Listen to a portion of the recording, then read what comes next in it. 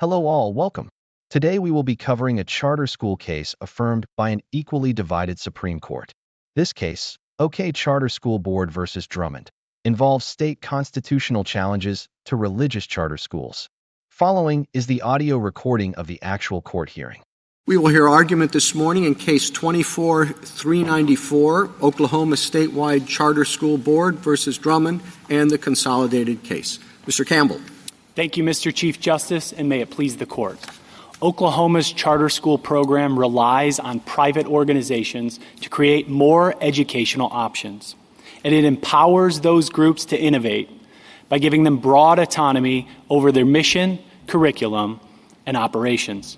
Fueled by private ingenuity, those schools are thriving as they specialize in diverse subjects like Native American culture and environmental stewardship. But state law categorically bars religious groups and programs, deeming religion to be the wrong kind of diversity. That religious exclusion violates the Free Exercise Clause. This court has held 3 times in the last 8 years that when a state creates a public program and invites private actors, it can't exclude people or groups because they're religious.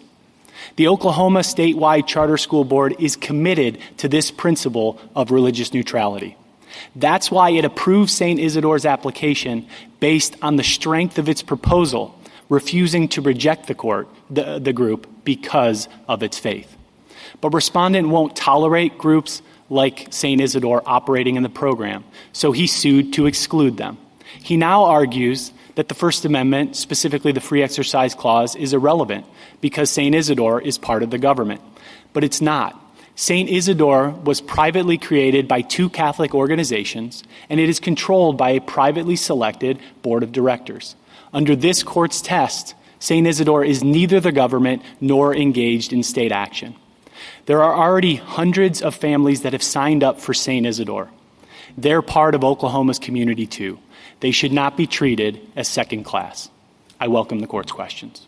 Well, the argument is that either you are engaging in some sort of state action, which is, I'd like you to at least discuss that because this isn't the normal context in which we see that, and that you are a state entity, you're a public school, public Catholic charter school. And I think you should address that because those seem to be at the crux of the differing opinions and the argument. Yes, Justice Thomas. So to start with governmental entity, there are 2 requirements that this court has established. The first is state creation and the second is state control. There's no state creation here because St. Isidore was established by 2 private Catholic organizations and they applied to participate in a program. They built their own charter school program, they came up with their own startup funding, and they asked to be a part. That looks nothing like what this court has found to be state creation in cases like LeBron, Biden, and Arkansas. In all of those cases, the entity was created by name through special legislation. Nor is there government control here because St. Isidore is operated by a privately selected board. Again, in all 3 of the cases that my friend on the other side cites, there was a state-selected or a government-selected board. And that's different from this case because, as he admits, we don't have that here. Now, why does that matter? It's critical because a state-selected board has government control within the organization. All we have here is government oversight outside of the organization. And this court has been clear in its state action cases that government regulation from the outside is not sufficient to constitute state control is not sufficient to constitute state action, let alone control for purposes of governmental entity analysis. Now, moving to the state action test, which my friend... Before you move, can I just ask you a question about that? Because I understood that charter schools actually had to be, their curriculum was reviewed by the board, and it has to be evaluated and accepted. Is that not so? So at the application stage, there's just a curriculum overview that's provided. The court can find it in the joint appendix on pages 19 through 20, and you can see it's very high level. But yes, the board reviews it as part of the application to ensure that this school is going to provide a quality education to the students. So how does the board do that if the curriculum includes religious components? I mean, what input or oversight or ability to actually review that does the board have? It's the same way that the board would provide review for a school that focuses on Native American culture. It's not going to dive into the details of the subject matter specific topic that the school wants to focus on. But it does have a duty to sort of assess whether or not that curriculum meets state standards. And when the curriculum is religious, I'm just wondering, don't we have the kinds of entanglement issues that the Establishment Clause worries about? Not at all, because the state board does not get into the details of the curriculum, particularly any kind of subject matter curriculum. What the state board is looking for is whether the state standards are satisfied. The state standards require things like math and reading and language arts. That's what the state board is concerned with. It doesn't second guess those specific subject matter details. How about if a religious school wanted to change its curriculum to teach only creatism and not evolution? You'd have to make a judgment, right, as to whether that was a quote-unquote quality education, because that's your legal charge, isn't it, to evaluate the curriculum? It is the legal charge to evaluate the curriculum. And they have to teach enough to pass the national state test. That's one of the requirements of a charter school. It is one of the requirements. So as much as you want to say that you are not looking at the substance, you're charged by law to do that, because you have to determine whether it's a quality education, to evaluate charter school performance, to approve or reject any proposed change to the curriculum, to consider whether to renew or terminate one, and to oversee and supervise the starter schools. That's your responsibility, correct? Those are a number of the responsibilities. So what would you do with a charter school that doesn't want to teach evolution, or doesn't want to teach history, including the history of slavery, or doesn't want to include having children of another faith in them, as this one does? This one does not say it won't exclude children of other faiths, but it said if you want to attend this school, you have to attend Mass, you have to accept the teachings of the church with respect to certain principles. So is that something you look at? No, it isn't, and I want to start at the back end of your question, which talks about St. Isidore. So St. Isidore allows exceptions for anyone that doesn't want to attend Mass. That's on page 27 of the student handbook. But in addition, it does not require students to affirm its religious beliefs. I would point the court specifically to Respondent's Appendix, page 322, where it says point blank that there is no requirement that a student affirm the beliefs of the school. What if it did, Mr. Campbell? If it required a statement of faith in order for admission to the school? Yeah, if it required a statement of faith, if it said we only want to educate children of our own faith, would that be the same? You know, because I could make the same arguments that you just made. Oh, it was created in some sense by private people, and there's a private board. But this, let's just hypothesize that this school goes further and says we only want to educate children of our own faith. We do insist on a statement of faith. Would your argument have to apply to that too? I think the argument and the analysis would be different because this case involves a categorical religious exclusion and facial religious discrimination. So under this court's precedent in Carson and the cases that came before it, we have a lack of neutrality on the face of the law, so we go straight to strict scrutiny, and strict scrutiny isn't satisfied here because respondent only has anti-establishment clause interests that have been rejected by this court in cases like Carson. But in that case, I'm just not. Maybe I'm just being dense, but I'm not understanding. If your argument is, look, this is not a public entity, it's a private entity, and so it has to be treated equivalently by the government, that's still true in the hypothetical I gave. So why would there be any difference in outcome? Because the challenge here is to the facial religious discrimination that says if you have any sectarian programming, you can't be a part of the program. But there's a separate requirement to get into the program, which requires that the school be open to all. So if a religious I guess school... the question is, why is a school allowed to strike some requirements but not strike other requirements, right? Like Oklahoma law has a requirement of non-sectarianism, for example. Essentially what St. Isidore's did was it struck that from the contract. So the next school says, we want to strike from the contract. I mean, St. Isidore did some other things too, right? It struck out the non-discrimination provision because of doctrines like the ministerial exemption or church autonomy principles. So the next school says, we also want to strike from the contract the requirement that we teach children of all faiths. I would think that your argument would have to apply the same way.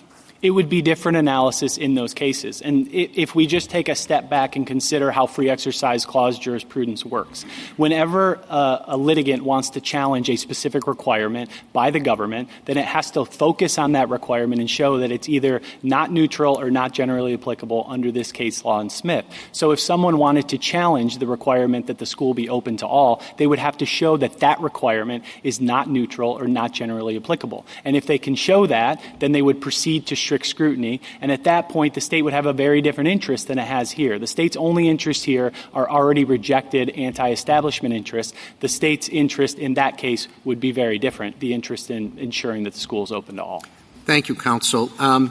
You rely heavily on in your brief on a number of cases, Trinity Lutheran, Espinoza, Carson. Those involve fairly discrete state involvement. In Trinity Lutheran, they're going to pave the put wood chips on the playground. In Espinoza, it was a tuition credit. In Carson, again, tax credits. I mean, this does strike me as a much more comprehensive involvement, and I wonder what case do you think supports the position with respect to that level of involvement?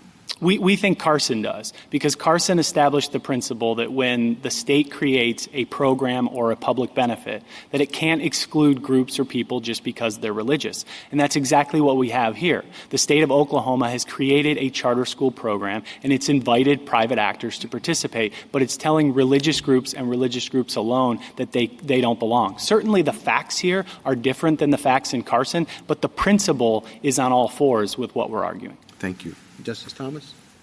How different is the involvement of the board in school operation as compared to, say, an accrediting authority? And by the board, do you mean the state board? Yes.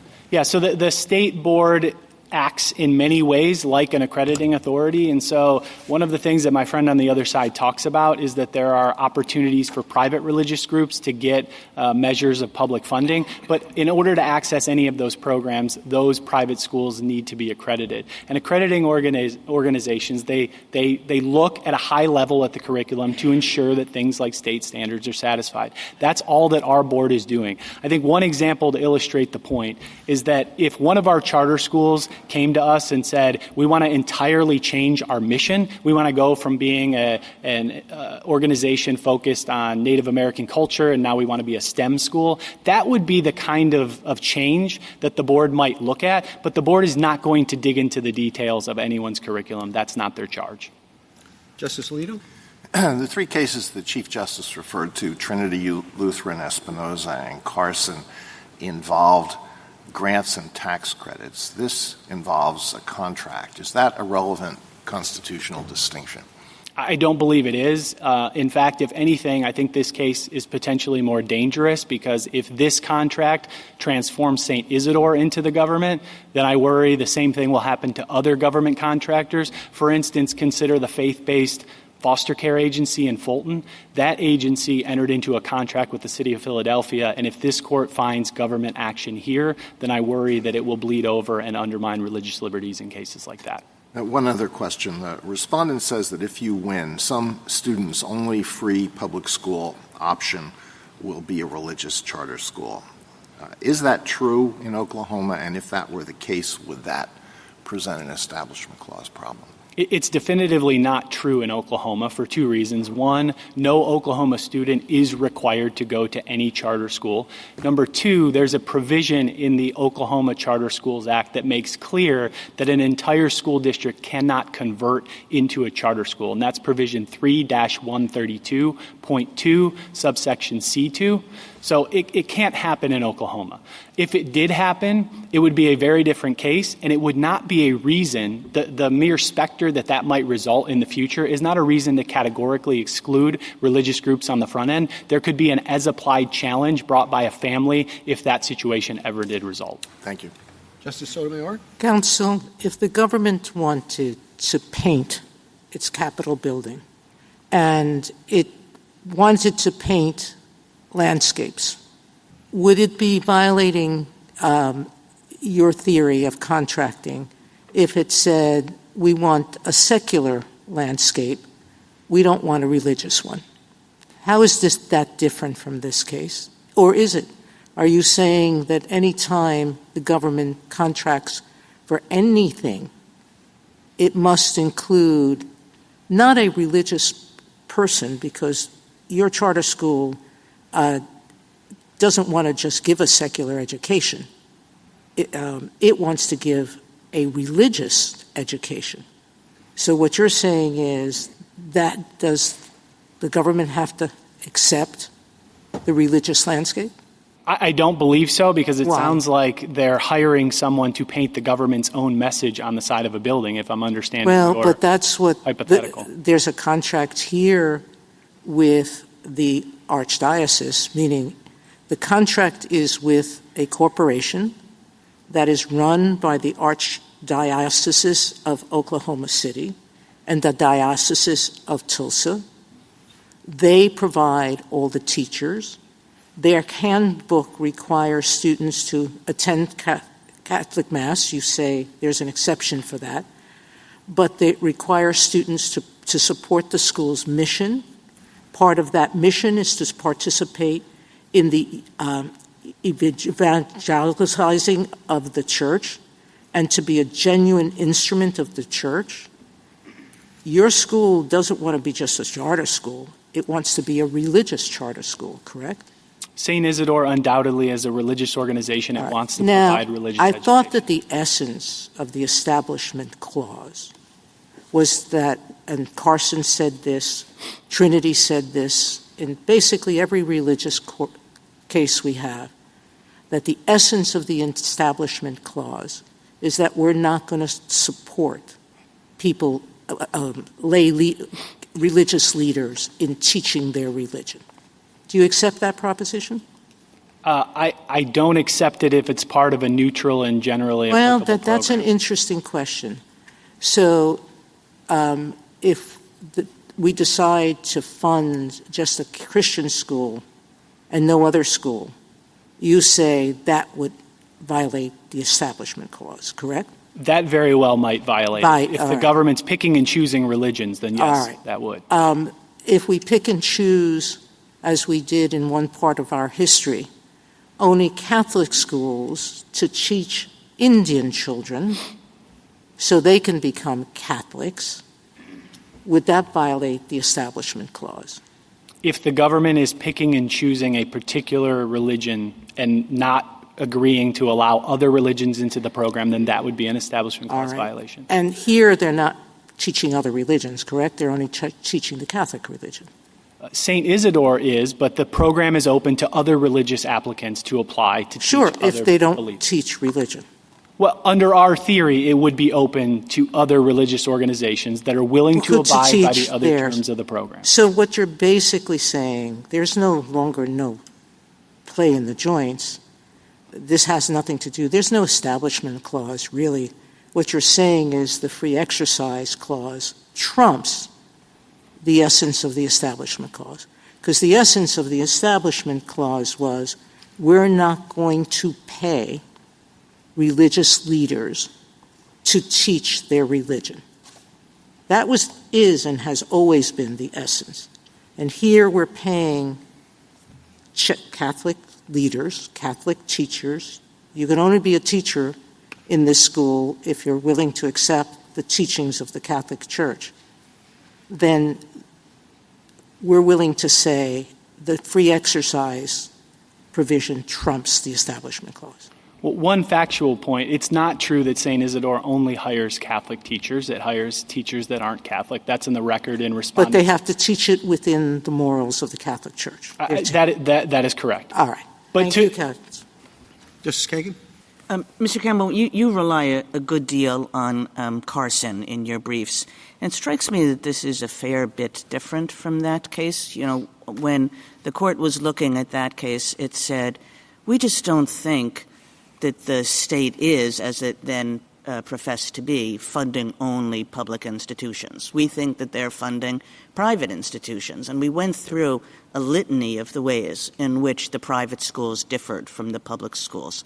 But when I look at Oklahoma and its charter school program, these schools look like regular public schools. They accept everybody. They're free.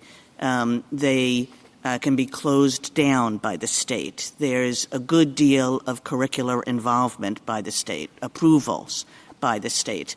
They have to comply with all the state standards. I mean, if you just go point by point through all the things that we talked about in Carson, here it comes out the opposite way, that these charter schools are in every respect equivalent to regular public schools.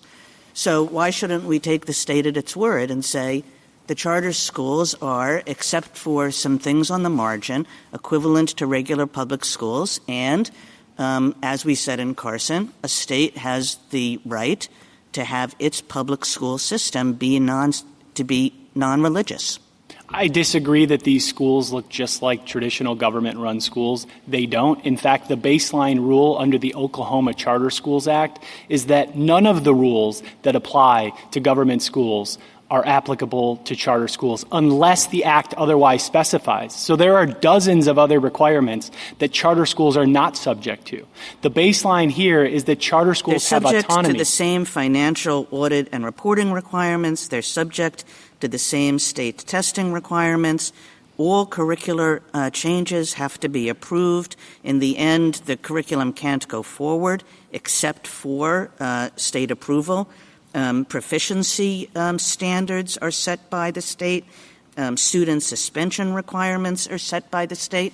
I mean, these are state-run institutions. They give the charter schools a good deal of curricular flexibility because that's thought to be a good educational thing, is to have curricular options in the school system.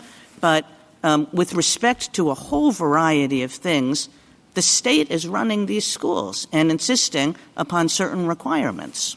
The state is not running these schools. These schools are run by the privately selected board of directors of each of the schools. And if you look in particular at the Oklahoma statute, specifically Section 3-136, subsection 7, it says that all authority is vested in those governing boards of the schools. All that the state is doing here is exercising contractual oversight. One of the assumptions of your question, as I'm understanding it, is that the word public equals government run, but it clearly doesn't. Not under this court's case law, where the court has recognized that things like public access channels, public utilities, public defenders, public accommodations, none of those involved government-run entities. They all, at least in many instances, involve private actors. Thank you.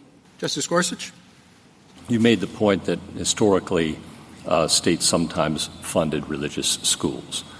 Some of the amici on the other side contend, however, that there are historic examples of funding being denied to religious schools and no free exercise claim followed. I wanted to get your thoughts or reactions to that. Yeah, one reaction is most of those examples that were provided in those amicus briefs came from the early 1800s, and no one understood the Establishment Clause to be incorporated against the states at that or the point. free exercise clause.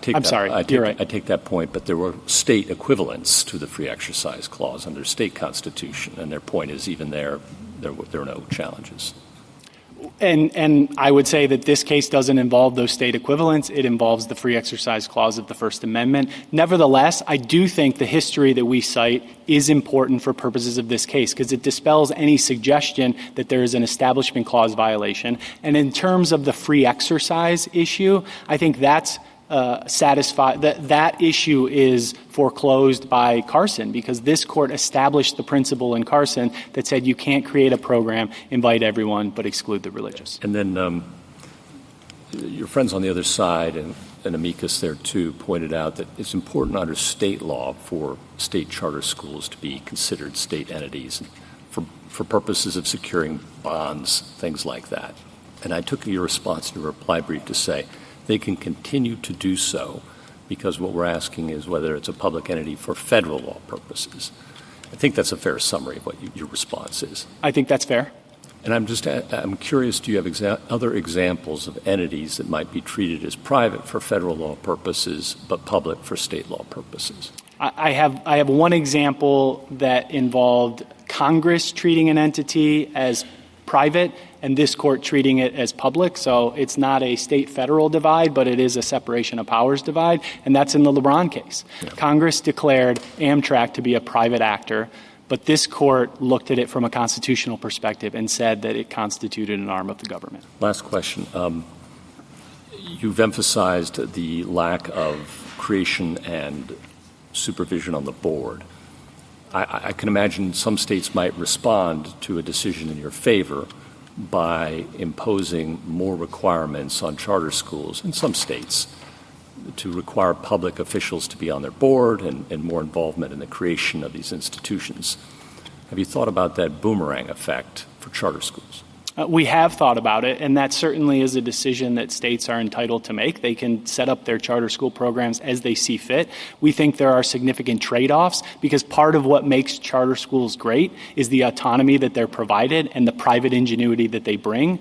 But if a state wanted to assert more control over those entities, then it would be free to set up its program that way. And it would yield potentially a different result in those cases. It could potentially, depending on how they set it up. Thank you. Justice Kavanaugh? First, a few factual questions. A student in Oklahoma is free to attend a public school if they choose, correct? A government-run public school, yes, they are free to choose that. In other words, no student in Oklahoma is required, at least as I understand it, to attend a charter school, correct? That's correct. And there are other charter schools in Oklahoma, correct? Yes, indeed. There are 33, and there are 7 virtual, which would be accessible to any student no matter where they're located in the state. And what are some of the themes or focuses of those charter schools to the extent they have distinctive qualities?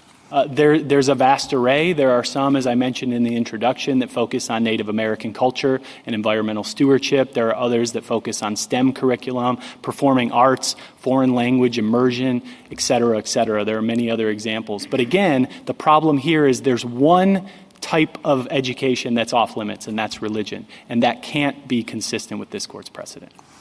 And if any other religious group wants to operate a charter school, they too can apply. You're not saying that it's only Catholic schools, correct? That's correct. We would treat any other religious applicant the same way the state board treated St. Isidore. So this is response to Justice Sotomayor, and I just want to make sure this is clear. You're not saying that the state can favor one religion over another. We are not saying that at all. And you're not saying, I think, but confirm that the state could say, we're going to have charter schools, but only religious charter schools. We are not saying that at all. Right. If you have charter schools, you can't favor religion. Your point is you also can't disfavor religion, correct? That's right. And then the case that I think the respondent relies on pretty heavily is West versus Atkins, the case about medical services in prison. Can you respond to that? Because I think that's one they put a good deal of emphasis on. Yeah, a couple of responses to that. The first point I would emphasize is I think that outsourcing theory that they're relying on is entirely foreclosed by this court's decision in Rendell-Baker. So in Rendell-Baker, the question presented built in that idea of outsourcing. It said that the school at issue there had a duty under state law to provide that education, and that's what transformed it into a state actor. And the dissent in that decision relied on that theory. But importantly, the majority looked at that same state law that put that duty on the state to provide that education, and it said that in no way amounted to state action. So I think that argument's foreclosed by Rendell-Baker. Second point I would make is that the state here hasn't outsourced its obligation at all. The state continues to provide free public education to all children in the state through its government-run schools. And the last point I would make is a factual distinction between West and our case. And that's because West involved a situation where the plaintiff had no option. The plaintiff only had one choice for the orthopedic services that he was seeking. In this case, no one is forced to go to St. Isidore or any other charter school in Oklahoma. And one last question, to the extent you know, what does the state oversight of private schools look like in Oklahoma to ensure that they meet certain standards? And this is following up on Justice Kagan's question, because that's another bucket of schools, and I assume the state does something with private schools, but what is that? The state does have some oversight, particularly when a private school wants to participate in one of the school funding or school choice programs. So Oklahoma has a tax credit program, but in order for a school to participate in that, they need to be accredited. And so that accreditation process does involve oversight, looking into the curriculum. There are other scholarships. What else does the accreditation process for private schools entail? If you could kind of spell that out. Yeah, I mean, it primarily looks at the curriculum to ensure that it's meeting minimum standards, to make sure that children are learning the basics of reading, writing, math, et cetera. There is not a lot of a focus on how the schools operate, and so it primarily focuses on those curriculum issues at a high level. Thank you. Justice Jackson? So as I understand it, your free exercise claim relies on the Trinity Lutheran Carson line of cases. And you've said several times here that the argument is that when a state creates a public benefit, it can't tell religious groups they can't participate. That's sort of basic law as we understand it today. I guess what I'm confused about is whether what you are asking for in this case really maps on to that line of analysis. And so let me explain to you what I'm concerned about, and then you can tell me why I'm wrong. So your argument is that St. Isidore's is seeking the same public benefit as everyone else, which is to start a charter school. But I think that actually might misunderstand the public benefit in this scenario, because Oklahoma has been clear that what it wants to do is use the charter system to set up a system of secular public schools. That's what the charter program does. The contract provides money and support for private entities, and so we can start where you start. We can assume this is a private entity. And Oklahoma says, fine, private entities come in and we provide money and support if you want to establish a secular charter school in order to advance our goal of having that sort of system. Importantly, I think we've said in Carson that they are allowed to do that. Carson says that a state can permissibly choose, quote, to provide a strictly secular education in its public schools. And so that appears to be what Oklahoma is trying to do. Now, in this case, St. Isidore doesn't want to establish a secular school, which is what the public benefit is. Instead, they want to establish a religious school. So as I see it, it's not being denied a benefit that everyone else gets. It's being denied a benefit that no one else gets, which is the ability to establish a religious public school. Can you explain to me why this is actually the same as Trinity Lutheran or Carson or whatnot? Well, I think building the secular requirement into the definition of the benefit creates the same error that this court corrected that the lower court committed in Carson. And what I mean by that is the court used the phrase, it was talked about semantic exercises. And so there, the state of Maine tried to build the concept of secular into its definition. It's not a semantic exercise, because I do think that you would have a Trinity Lutheran problem if St. Isidore's came in and said, we would like to establish a secular public school. We want our school to look exactly like all of the other charter schools that are out there. You're offering money to establish this kind of school, and here we are. And if the state said, as they did in these other Trinity Lutheran, et cetera, cases, but you're religious, and we think that if we give you money, that'll be an establishment clause violation or whatnot, you would totally be on all fours with Trinity Lutheran.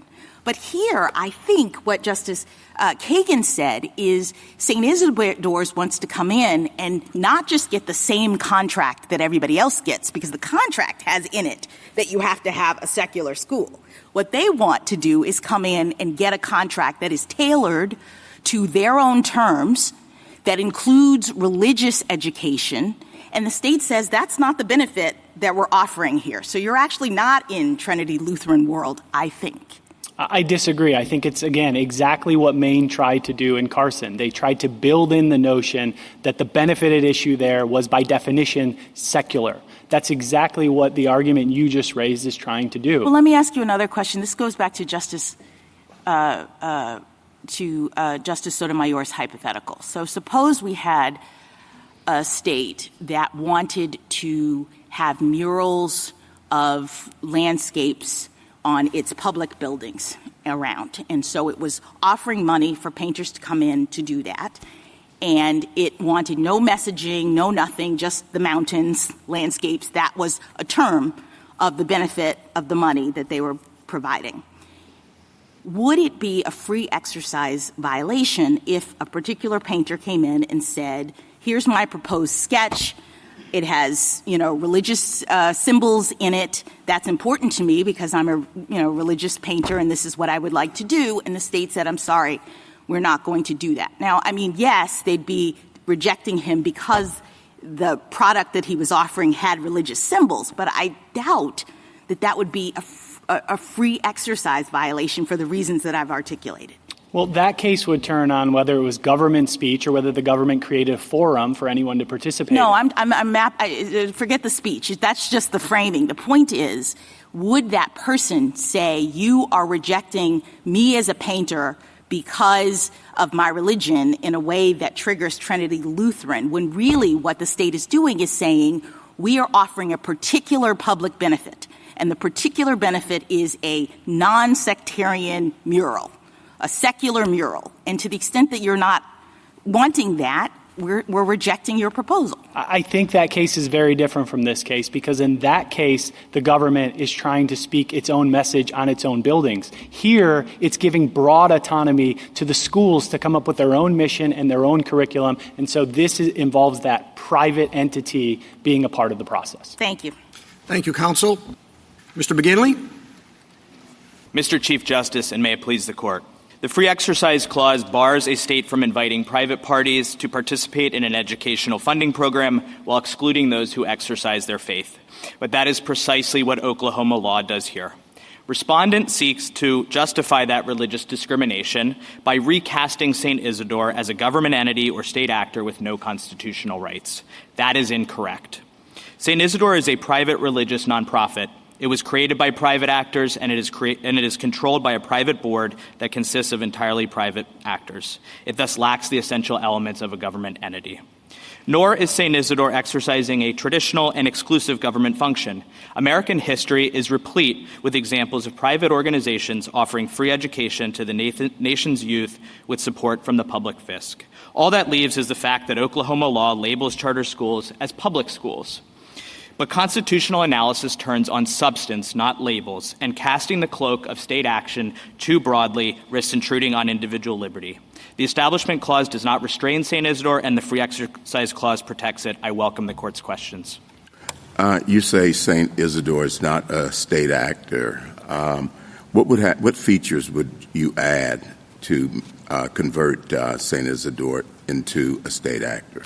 So, Justice Thomas, what the court has said, particularly for government entity analysis, which is what I take my friend on the other side to really be focused on at this point, is that it requires government creation and control. And so I'd point you to this court's cases in LeBron, U.S. Olympic Committee, Nebraska, Arkansas, and what it says is that in all of those cases where the court found a government entity, there was creation, particularly by special legislation, where the government literally creates the body. But the court has also said that's not enough. That's what the U.S. Olympic Committee case says. It says just because the U.S. Olympic Committee was created by special legislation, a charter from Congress, it wasn't controlled by the government because its board was not controlled by the government. But in LeBron, and I would particularly point you, I think, to the analysis in LeBron where Justice Scalia does a really nice job of laying out all the different types of federal private corporations where the government or the Congress has said at times, we don't want this to be treated as the government. But this court has not always said that that's controlling for the constitutional reasons. In LeBron, it was a First Amendment claim. Then in the follow-on Amtrak case, you had a private non-delegation claim. And in both cases, the court said Amtrak was created by the government and it was controlled by the government.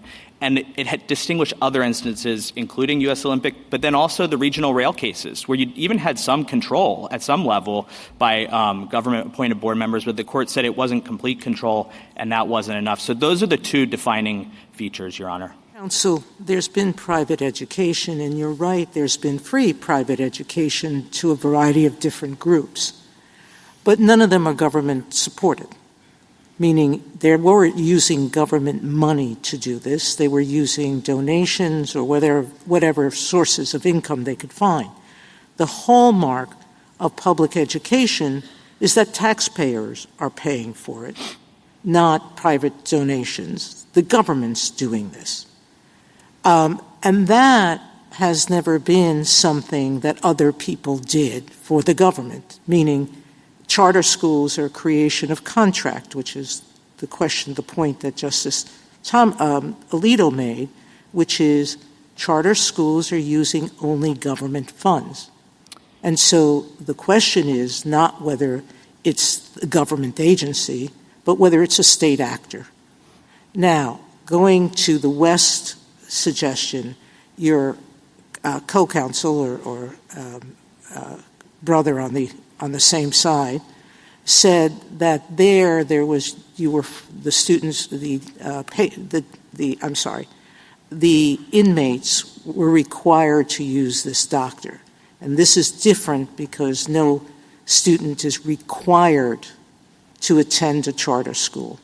But that's not the point, is it? The point is whether you're acting for the government or not. So I'll take both your questions in order, Your Honor. With respect, I disagree regarding the history. I would point you to our opening brief, pages 41 through 45 and 50 through 53. But I'd also point you to the USCCB brief, the Professor Glenn brief, all of which provide examples where the government was providing funding. Sometimes. Well, the problem is that using history in this case is so crazy because the first thing is no one thought there was an obligation of government at all to provide funding for most of the history, the early history. It was around the time of the ratification of the 14th Amendment that the idea that states would provide a constitutional right to educate and did was very different. Number two, I think the other side admitted, we don't use the history of segregation to interpret the Equal Protection Clause now.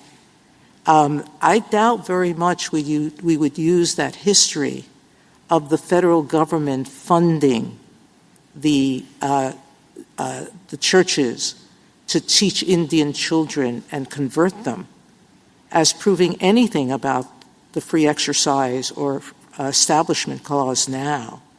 So forget the history. Let's go to the basic point. Sure. And let's come to more modern times, West, which is the issue is not who's doing it, but whether the government is outsourcing to that person their own obligation.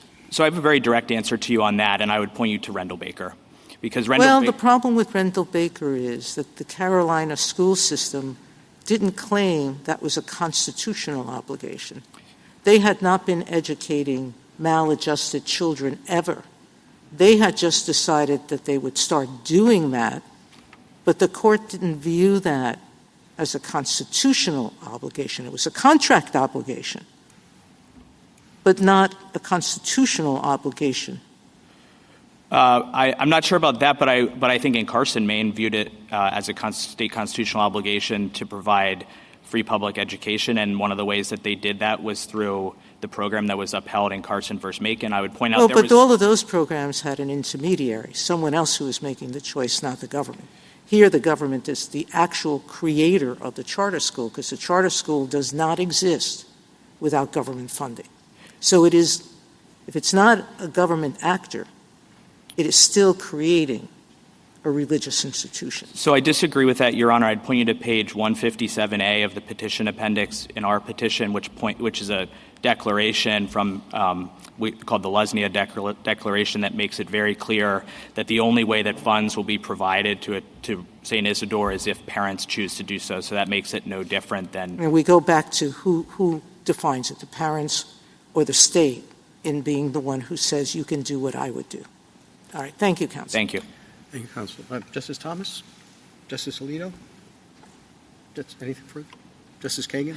Mr. McGliney, you struck out, as I talked to Mr. Campbell about, the requirement in the standard contract that insisted on non-sectarianism, and also the one that insisted on non-discrimination. Anything else?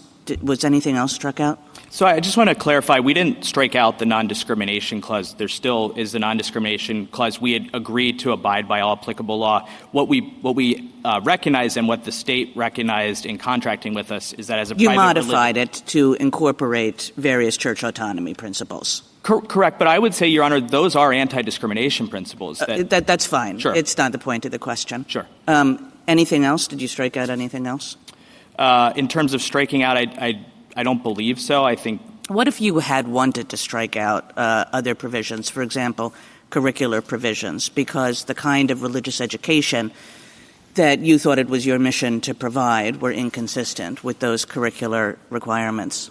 So I think that would be part of the contracting process, and I do agree with my friend that the framework of analysis would be very different, right? Because here, there's no dispute that St. Isidore qualifies for the program for all purposes other than the sectarian requirement. And so we're dealing with the Carson Trinity Lutheran Right, but threshold. like sectarian means something. It involves a certain kind of exercise.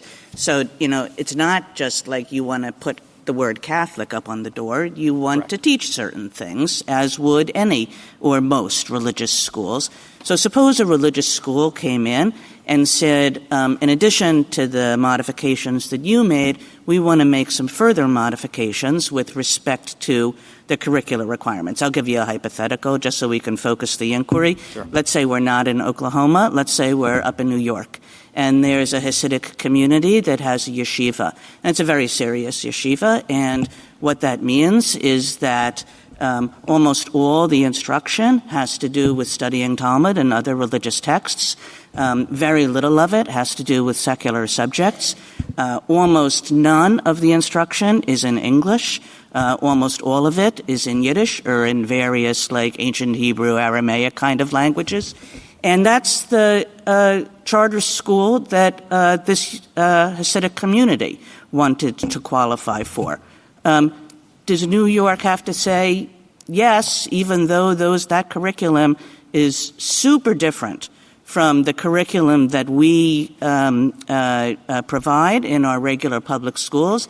Yes, come join our completely taxpayer-funded charter school program. So the first thing I would say is that given the nature of charter school programs, it very well might be that the state wants that or is fine with that because it provides... Let's say the state is not fine with that. Let's say the state thinks it's great that you provide that education on your own, and it might be that if we have certain kinds of tuition assistance, you would be included in that. But the state has this same idea, honestly, that Oklahoma has, which is these schools are supposed to be public.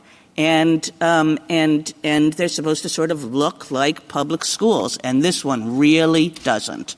So the first thing I would say is just the label of public school clearly can't do the work.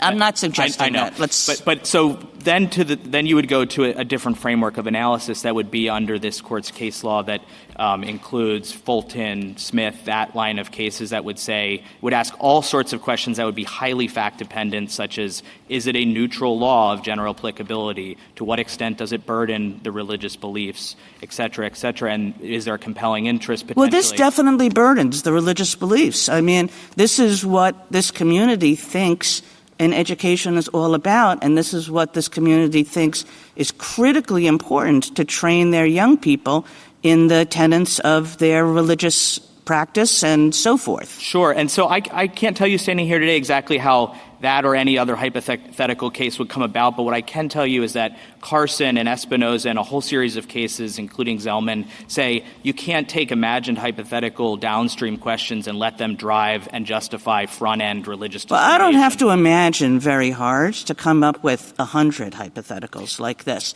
because religious communities are really different in this country and are often extremely different from secular communities in terms of the education that they think is important for their young people and is critically important to their faith. I mean, nobody would say that the kind of instruction that exists in the kind of school that I laid out, there are many of, is not critically important to the faith and to the training of young people in the faith according to that community.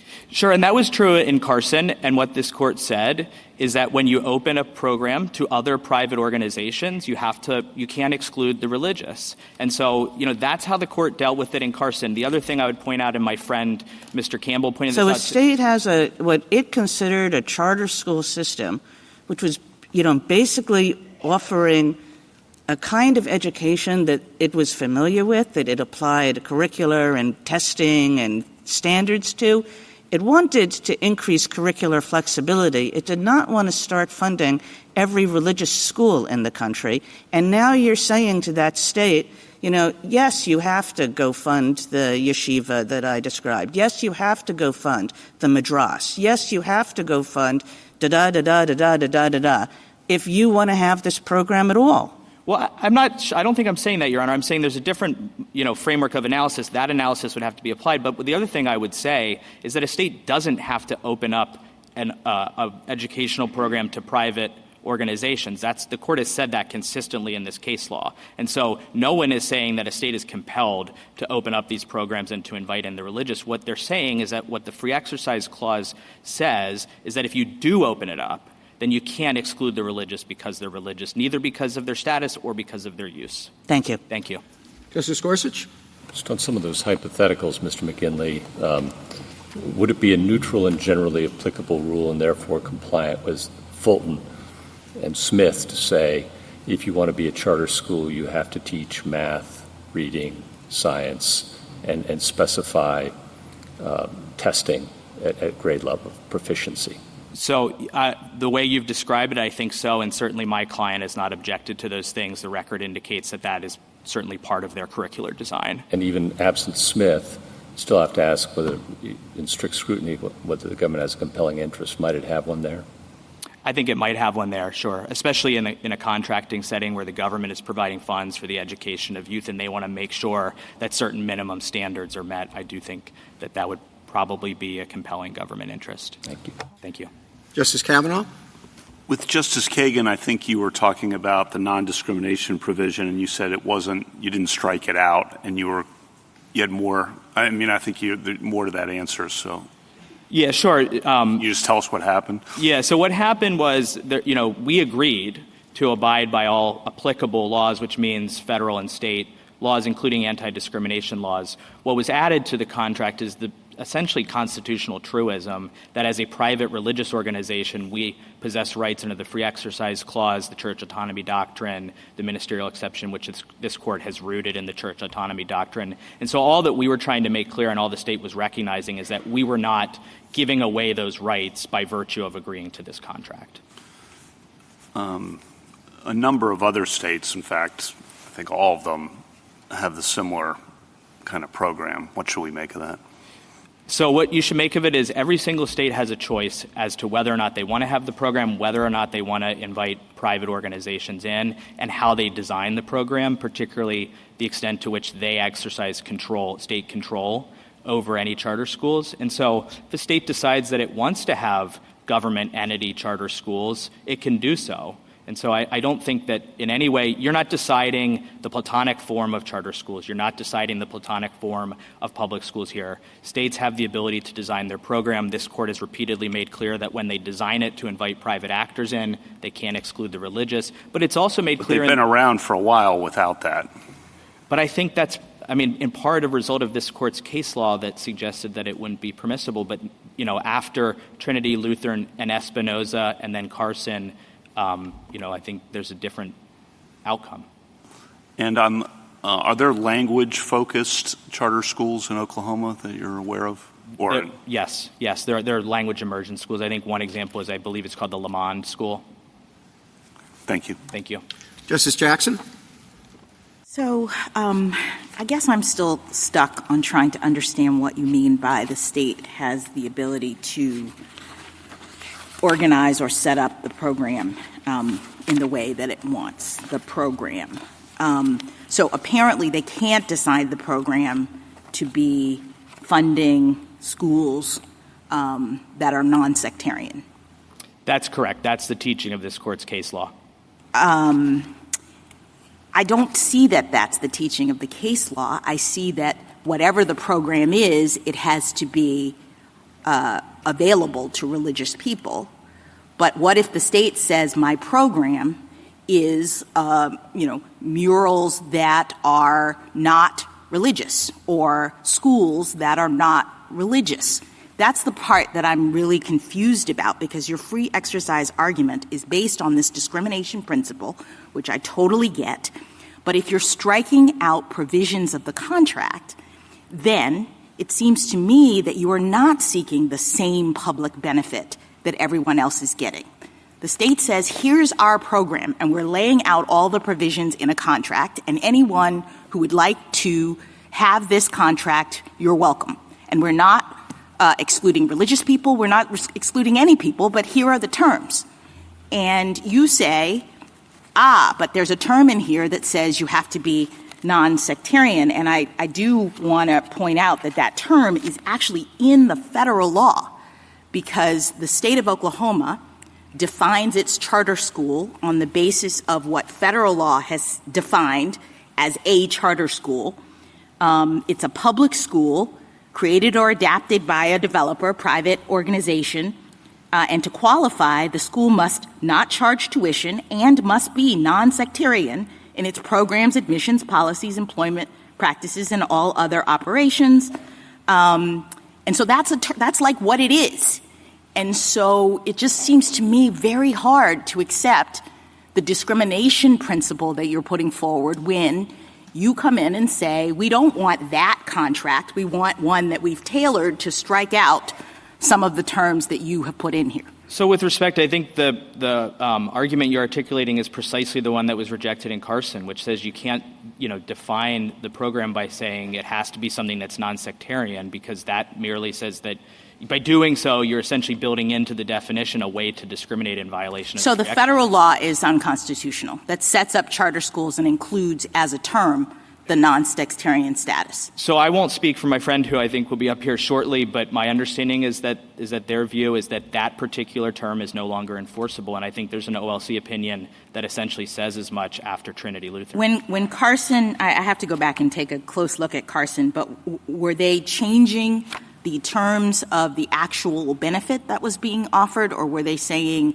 that religious people have to have access to that benefit as it exists? So my understanding of Maine's law in Carson is that, like Oklahoma's law, it had a provision that said that no sectarian institution could participate, and then Maine articulated that's the no sectarian institution can have this contract. Right, I agree with that. Right, but you may remember that one of the critical questions in Carson is whether there's a status use distinction, and this court very definitively said that there's not. And I think that goes directly to Your Honor's questions. Thank you. Thank you. Thank you, counsel.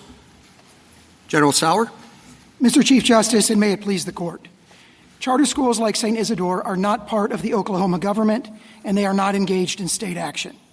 They are created by private parties applying to public or private sponsors, and they are controlled by privately appointed directors. Participation in charter schools is mediated through two layers of private choice, both of the applicants who create the schools and of the parents who choose to send their children to them. Oklahoma does not control their programs, staffing, or curriculum. Providing education through charter schools is not a traditional and exclusive public function, and they're controlled by privately appointed directors, refutes any suggestion of public entwinement. The values of private innovation, independence, and private choice lie at the heart of this charter school program, and they call for the application of the free exercise clause here. I welcome the court's questions. General, below in the state courts, state action seemed to have played a considerable role, but in your brief you said it's not applicable here. Would you elaborate on that? Absolutely, Justice Thomas. We've taken the position that viewing this through the lens of private actors engaged in state action is not the appropriate kind of framework to view it under. And actually, I think we have clear agreement from the respondent in page 18 of their brief where they say that is not the correct framework. Obviously, the Oklahoma Supreme Court did rely on those cases both as to entwinement and also as to traditional exclusive public function. But the point that we make is there is not a clear mapping onto the two concepts of do you have constitutional rights of your own and are you engaged in state action with respect to the constitutional rights of others. So in Lynn Key, for example, recently, and in Garcetti, in that line of cases, there's a recognition that those are conceptually two distinct questions. And that's why we think that that's really not the proper framework. The court should, and the respondents do, kind of put all their chips on, so to speak, the question of are these actual governmental actors? Are they governmental schools? Sorry, not actors. Are they, in fact, governmental schools? And there you're dealing with the creation, control, and dissolution factors, which all favor a finding that they are not governmental actors. General, what do we do that 2 years ago in Peltzer versus Charter School, the SG argued the opposite position you're taking today, that charter schools are public schools and state actors?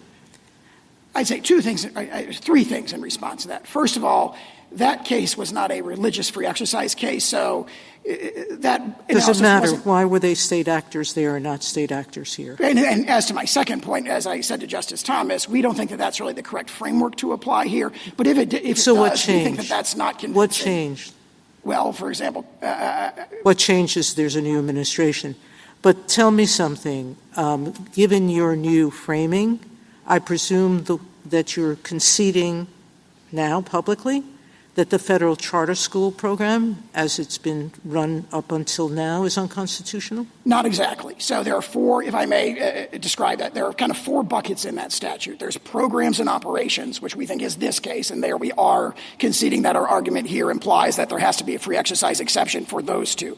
Then there's a reference to employment policies, and we think that's already governed by the ministerial exception from Hosanna Tabor and Our Lady of Guadalupe. Then the federal statute says you have to be kind of open to all in your admissions policies, and we do not concede that there's a constitutional problem there. We contend that that is defensible. If, for example, if a religious school wanted to come in and say, hey, our religion says we can only teach members of our own faith, we don't concede that that would be constitutionally mandated by Carson in those. And what's the difference? The difference, I would say there's three differences. One is, in that circumstance, you would have a Smith analysis that, as Mr. Campbell said, looks very different. Open to all comers is a neutral and generally applicable criterion. Contrast that to the criteria in this case where the discriminatory characteristic, no religions need apply, is right there in the discrimination. So they haven't even made a Smith argument here. No, it's not no religious need apply. It's non-sectarian instruction. Non-sectarian to me means no religions. But in any event, our position... But the point is, to the extent it does mean that, it's because religious practice, religious exercise requires a certain, because religious belief implies a certain kind of religious conduct. And here, the same argument would be met. My religious belief requires a certain kind of religious conduct, which is that I only teach members of my own faith. Suffice to say that under the Smith analysis, at least those seem very, very different, and the government will argue that those are distinct cases. Secondly, even if the court is not inclined to apply Smith, the argument that there'd be a compelling state interest in that Oklahoma or the federal government could say this is open to every student, where the options are being offered to every student across the board without any discrimination, there would be a strong argument that that would be a compelling state interest, even if we weren't looking at the neutral and generally applicable framework. And thirdly, if you look at it through the lens of the funding cases like USAID, the argument that what we're funding here is a program that's open to all is a much stronger argument than the argument that what we're funding here is a program where we don't let religious schools participate.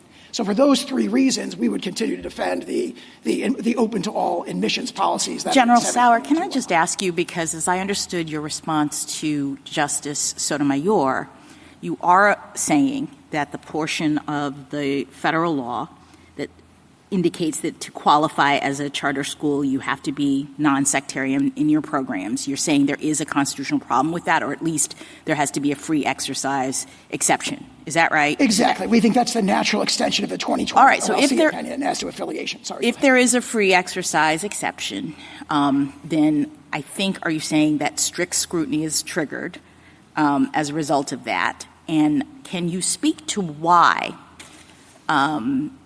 avoiding an establishment clause problem would not be a compelling interest of the state in including this kind of clause in their charter school program? As Mr. Campbell argued, we think that's squarely foreclosed by Carson, actually by Trinity Lutheran and Espinoza and Carson, all of which say, protecting... Say it's not a compelling state interest, to protect establishment interests more fiercely than the federal establishment clause actually protects them is not a compelling state interest that can take I guess away I feel like that's rights. completely circular, and maybe I'm wrong about it, but I'm just trying to understand it. So how does that account for a state's concern that unless they are setting up a series of non-sectarian programs, they would be funding religious activities in a way that the Constitution doesn't allow? I appreciate the Trinity Lutheran scenario and it not being a compelling interest to prevent religious schools from doing exactly the same thing as everybody else is doing in this program. But I'm actually drawing a distinction, as you've heard me say before, that what the religious schools are asking for here is not exactly the same thing. And so to the extent that the state is saying we see a distinction between religious schools, which require all of these religious rites and proselytize and do whatever, we see a distinction between those kinds of schools and public schools, and we only want to set up public schools because our compelling interest is to prevent the entanglement of the state with funding those kinds of schools. To address that, the court should look and see whether there is an actual establishment clause violation here. Okay. Because it's the principle that governs here would be genuine and independent private choice, asserted in Zellman and reaffirmed in Trinity Lutheran, Espinoza, and Carson. Here, participation in the program is mediated through two layers of private choice. Both the schools decide to participate, or the private entities decide to participate, and more fundamentally, the parents decide to send their kids there. As both, I think, both attorneys argued, there is the option, the backstop option of the traditional government-run public schools. Under that set of circumstances, there is, I think, not a plausible claim that there is an actual direct establishment clause violation, so much so that I believe that respondents on this point hinge their establishment clause argument entirely on their government entity argument. So they, I sense, as I read it, concede that there's only establishment clause problem if these actually are government entities. Okay. And there they run into LeBron and they run into Rendell Baker and they run into cases like that. Counsel, to what extent can the state impose requirements on such schools? You have to teach Oklahoma State history, you have to teach this, this, and this. Those all appear to be, obviously there could be, unique facts, but those in general would appear to be neutral, generally applicable criteria that they could impose. And if there was a free exercise claim in response to that, our religion doesn't allow us to teach evolution, if that's neutral and generally applicable, there'd be a strong argument that there's no free exercise opt-out there. In addition to that, if you're not applying the Smith framework, the state would have to argue we have a compelling state interest in making sure people understand the theory of evolution so they can pass the standardized tests and so forth, and the court would have to assess it through that lens.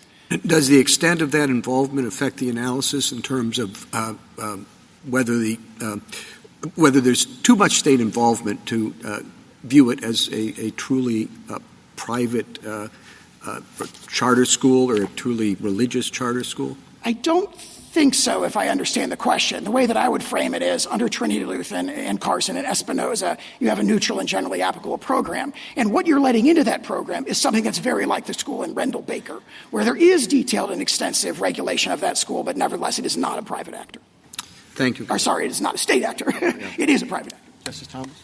Justice Alito? Well, on the issue of intensive state supervision, would you address the entwinement argument that the Oklahoma Supreme Court thought was persuasive? We think that argument's quite unpersuasive, and here's why. The entwinement argument, for example, they rely solely on Brentwood Academy. And Brentwood Academy is a case where public officials were 86% of the membership of the State Athletic Association, and they appointed other public officials to control it. So Brentwood Academy is very similar to the government control cases like Mohila and Amtrak, where the government's controlling everything. There was a little private involvement to the tune of 14%, but that's very different. Here, we're talking at the polar opposite of that, where every single director is privately controlled. And under the cases we cited, Cherry Cotton Mills, Bank of America, or Bank of the United States, all the way up through the Biden against Nebraska, the situation is the opposite of what the court has held to be. This is a governmental actor on that crucial control factor. Thank you. Justice Sotomayor? No, thank you. Justice Kagan? General, do you agree that if thinking about the Chief Justice's question, that if the state can apply these various sort of curricular requirements and say, yes, we're just going to insist that you do this, notwithstanding that it's against your religious belief, against your religious practice, what you're going to get, at least in result, is real distinctions between the religions that can and cannot benefit from what you're arguing. Wouldn't you agree with that? I don't know enough about the possible religious applicants to directly address that. I've just got to think that there are religions that are going to have no problems dealing with all the various curricular requirements, and religions that are going to have very severe problems dealing with all the curricular requirements. And we're going to end up in a state of the world which has kind of, accepted establishment religions and more different, more fundamentalist, more, use the adjective you want, religions that seem peculiar to many eyes but are deeply felt. I'd be very surprised if that were the practical outcome, because I'd be surprised if there are religions who want to operate essentially charter schools who are unwilling to there's a big incentive to operating charter schools. It's everything is funded for you. So I think that there's a line out the door if you can do this consistent with your religious belief. All I'm suggesting to you is this notion that the state can do this while still maintaining all its various curricular requirements. Either that's sort of fantasy land, given the state of religious belief and religious practice in this world, or if it's not, it's only because what's going to result is treating, shall we call them, majoritarian religions very differently from minority religions. First, I'd say that if there is, in fact, a line out the door, so to speak, that line out the door will increase the diversity of options for parents and students in states that have programs that are similar to Oklahoma. Whether or not it will result in some kind of disfavorment for whatever the opposite of majoritarian is, non-majoritarian religions, I can't speak to that. Let me just ask you one quick last question and make sure that I understand what part of the federal statute you're giving up today. As I understand it, the federal law conditions money on recipients being public schools that are non-sectarian in their programs, admissions, policies, employment practices, and all other operations. So that's the part of the federal statute that I focused on. And you're saying today that that is so patently unconstitutional that you will not defend that statute. I would give the same qualifications I gave earlier. Our position today would be that programs and operations under the logic of Carson and Trinity Lutheran and Espinoza, programs and operations would need a free exercise exception. The government's already determined in 2020 after Trinity Lutheran that affiliation that is referred to in that statute also can't survive after Trinity Lutheran. When it comes to admissions policies, which is also referred to in the statute, we defend that. Got it. Thank you. Justice Gorsuch? If a state wanted to avoid the choice issue here by making charter schools government entities? What would it have to do? Certainly one way it could do it is create them directly by statute and have them controlled by directors who are themselves public officials. My understanding is that California's system is somewhat like that. There may well be other states where they really are government entities. They're part of the government. Here, where they're privately controlled directors, where they are created by a process that is initiated by a private applicant, and sometimes the application doesn't even go to a public actor. We are, as such, the polar opposite of cases like Mohila and Biden against Nebraska. So a holding here may apply in some states and may not apply in others. Exactly right. And states would have the option to restructure their programs if they wanted to, have these be government-run entities. Justice Kavanaugh? Let's make sure I understand the limits of the federal government's position. The state can't favor one religion over another in approving or allowing charter schools, correct? Absolutely correct. And also the state can't favor religion generally over secular counterparts in allowing or approving charter schools as well. In other words, if it has charter schools, it must allow secular and religious, correct? Correct. That's it. Thank you. Justice Jackson? So I'm just trying to understand your Establishment Clause, nothing to see here, position. St. Isidore's is pretty clear about its mission. Its members, as you've said, are private individuals, an archbishop and a bishop. It would require the students to, quote, spend time in religious instruction and activities and permit state spending in direct support of religious curriculum and activities. So are you saying that the religious charter schools' use of public funds to support proselytization, which the school says it intends to do, is not an Establishment Clause problem? Like, we wouldn't have to look at, like, where the funding is going. Even if the school says, yes, we're getting money from the state and we are turning around and buying Bibles and instructing the students and make, no Establishment Clause problem. The principle of genuine and independent private choice that goes from Zellman to Carson would address that directly. Here, the parents are choosing with open eyes to take their kid to the religious charter school. They're understanding we may be subject to proselytization or whatever it would be. So you're saying the Establishment Clause only does work in a situation in which a person is being forced to engage in religious activities if there's a choice somehow? No, I'm saying where state funding is going through to religious schools on an even footing through where public and private schools can apply for the funding, as you see here. And in addition to that, the decision whether or not to go to the religious school or the non-religious school lies in the hands of the parents. That is genuine and independent private choice, which I don't think is disputed in this case, and therefore that would not violate the Establishment Clause. Okay. Once that's the position, then... Yeah. And one final question. So Justice Kavanaugh explored with you about favoring one religion over another. I'm wondering whether, as a practical matter, that can happen in a situation like this one where the board can only sponsor 5 charter schools in a year, for example. Doesn't the board have to determine, what if we have 6 applicants or 7 from different religions? Would we be in a situation in which the board is picking and choosing among them? The board would have to use religiously neutral criteria, and my understanding is the board says it does that. So, but wouldn't it? I understand their criteria for picking, but at the end of the day, to the extent that we only have established charter schools for certain religions, wouldn't the effect of that be to establish a certain religion? Do you see what I'm saying? The effect would not be constitutionally problematic if the board uses, as it says it does, religiously neutral criteria in selecting who are the best applicants. Thank you. Thank you, counsel.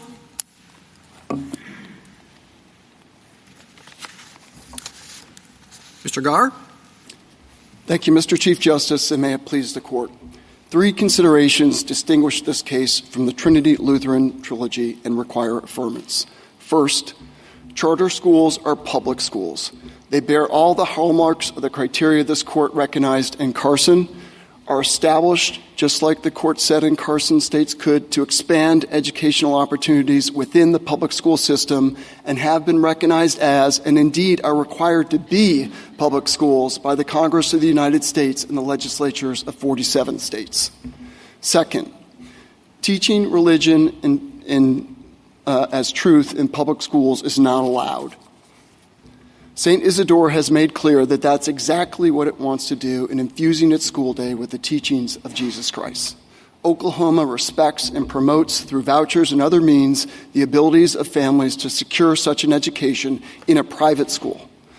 But this court has held in a series of landmark precedents, not challenged by anyone here, that the Establishment Clause bars such devotional teaching in public schools. And third, petitioners are not seeking access to Oklahoma's program on equals terms. They seek a special status, the right to establish a religious charter school, plus an exemption from the non-discrimination requirements that apply to every other charter school and that distinguish public schools from private schools. The charter school movement is one of the modern-day success stories of public education. Presidents, governors, and legislators from across the country have recognized that charter schools have improved educational opportunities and outcomes for millions of Americans, especially those from disadvantaged backgrounds, within the public school system. A ruling for petitioners would not only lead to the creation of the nation's first religious public school, it would render unconstitutional, as my friend from the Solicitor General acknowledged, the federal charter school program and immediately the laws of 47 states across this country. And it would result in the astounding rule that states not only may, but must fund and create public religious schools, an astounding reversal from this court's time-honored precedents. I welcome the court's questions. Mr. Garr, would you elaborate on your statement that public charter schools must by force be public? Please, of course, Your Honor. They bear all the hallmarks this court has recognized. They're free, open to all, funded by taxpayers, controlled by the state with respect to their curriculum, and I hope we can talk about that during this argument. They're required to meet non-discrimination laws, and they're non-sectarian. All the features that this court recognized in Carson had little difficulty applying. So in the way you look at this case, there is no way that St. Isidore can participate in the charter program and remain private. That's right. That's not me saying it, it's the state saying it. I mean, and the Oklahoma Supreme Court made this clear. I mean, we've had a lot of statements that St. Isidore is a private institution and not a public school. I mean, what the Oklahoma Supreme Court said was St. Isidore, I'm quoting here, came into existence through the charter with the state and will function as a component of the state's public school system. That's at page 30A of the appendix. The state court also said that this is a legislature-created entity. It's a surrogate of the state. It's a public school. This court has a lot of authority, but I don't think it has the authority to second-guess. I think the argument that St. Isidore and the board are making is that it's a private entity that is participating in a state program. It was not created by the state program. Right, and state law, as interpreted by the Oklahoma Supreme Court, refutes that. And I don't think this court can second-guess that.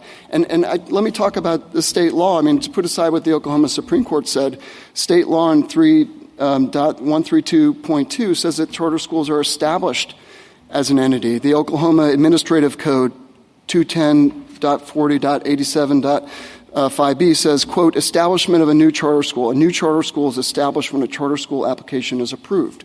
And there were a question about how St. Isidore has changed the application here. I mean, it did so with respect to the non-discrimination requirements. And let me quote in a couple of ways. On pages 295 to 96 of the respondent appendix, in a statement of assurance, it said it would apply with federal and state law, quote, with priority given to the Catholic Church's understanding of itself and its rights and its obligations pursuant to the Code of Canon Law and the Catechism of the Catholic Church. That's one. And then on page 332A of the respondent's appendix, quote, the school complies with all applicable state and federal laws and statutes to the extent the teachings of the Catholic Church allow. And then with respect, another important change is they completely changed the definition of public schools. If you look at page 521A of Respondent's Appendix, that's the charter school template that the state provides, and it defines a public school as a school, quote, established by the legislature that's free and supported by the state. And what they described it as at page 4A in their application of the Respondent's Appendix is the charter school is a privately operated not-for-profit entity. So that's what they're making up. Under state law, just not only Oklahoma, North Dakota just became the 40th state in the union to recognize charter schools as public schools, as the Congress of the United States has recognized. What do you do with Fulton? You have a state agency that refused to deal with the religious adoption services, and we held they couldn't engage in that discrimination. Sure. How is that different from what we have here? You have an education program, and you want to not allow them to participate with a religious entity. So I think it's fundamentally different. I mean, and our position doesn't threaten faith-based contractors at all. The adoption agency in Fulton wasn't established by the state through legislative action.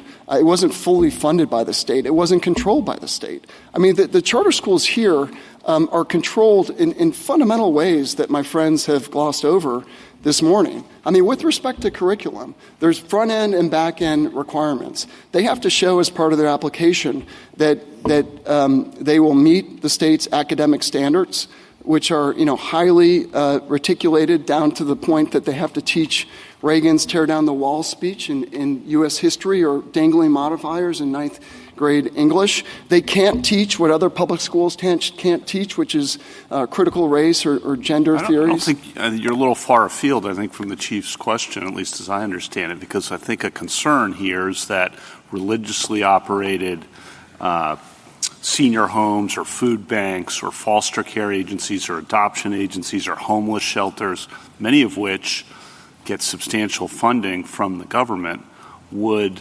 potentially, under your theory, this is the concern, become state actors and thus not be able to exercise their religion. So can you explain why the principle that you're articulating would not have that result? So in none of those cases do you have contractees that actually become a part of the state as charter schools. When you say established, sorry. I just want you to come back. When you say a part of the state, I want to drill down on that. Well, that they're established by the state, the legislature, that they become a components of the state system, which is what the Oklahoma Supreme Court I want to drill down on here. that a little further, too, if it's all right. So in Fulton, you had Catholic charities, which had to be incorporated. It was incorporated, separately incorporated under state law, and could only provide adoption services with incredible oversight from the city. I mean, they can't take foster children in. They can't place them without comprehensive governmental involvement. What's the difference? How do we draw that line so that we capture public schools on your account, but we don't capture, and you seem to say we shouldn't capture entities like Fulton? And by the way, I'm delighted to hear they're still teaching the problems of dangling modifiers in Oklahoma schools. Right. So again, Your Honor, the adoption agencies and other faith-based contractors are not being established by the state as part of the system. Well, they have to be incorporated, and they have to be approved, and every parent has to be, that they come forward with, has to be satisfy certain criteria that the state, I mean, it's comprehensive regulation. Oklahoma has a general corporations law too, Your Honor, and what is going on in the charter school program is fundamentally different. And look, even in the... What's the test, I guess, is what I'm asking, Mr. Garr, that you'd have a supply? Because, we have to have a test to distinguish these two buckets of cases, right? Well, I think here... What's the test? Right. I think, first of all, here we're dealing with public schools. And I think, we can talk about the other examples, but I think we're dealing with public schools. This court in Carson just a couple years ago. I appreciate that point. But you've urged us to say public schools are different from other contractors like Catholic Charities in Fulton.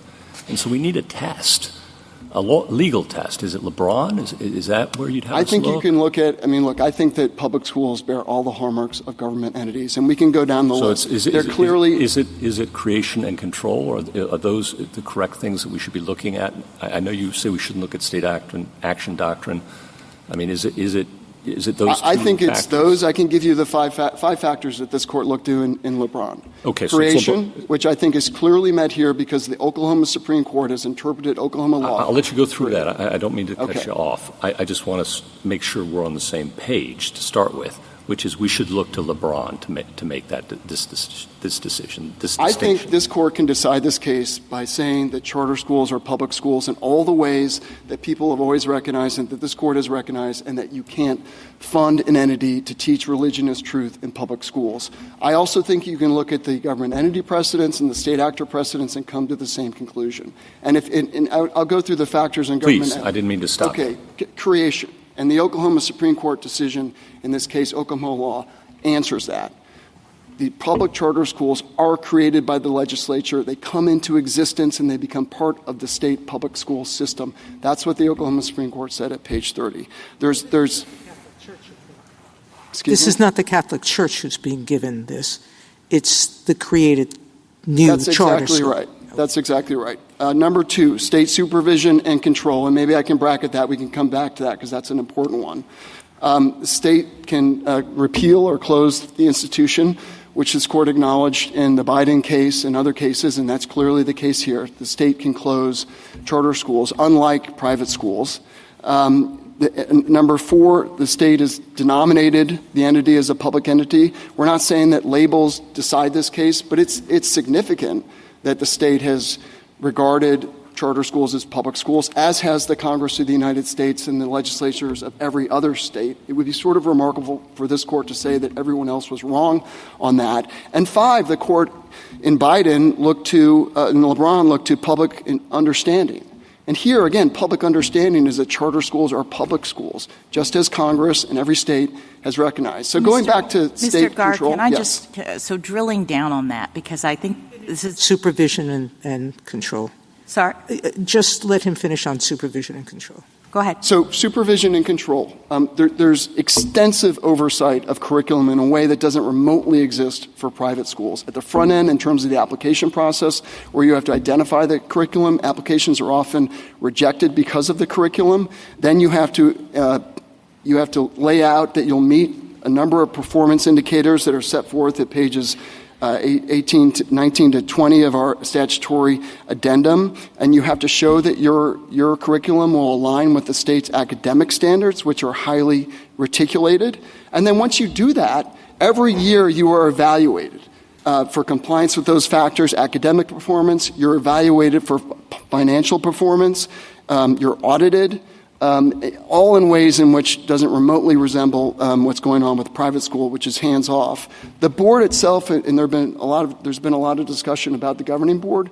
That governing board is reviewed at the outset in the application, what it's going to be like, who's going to be on it, and then it's evaluated every year as to board compliance.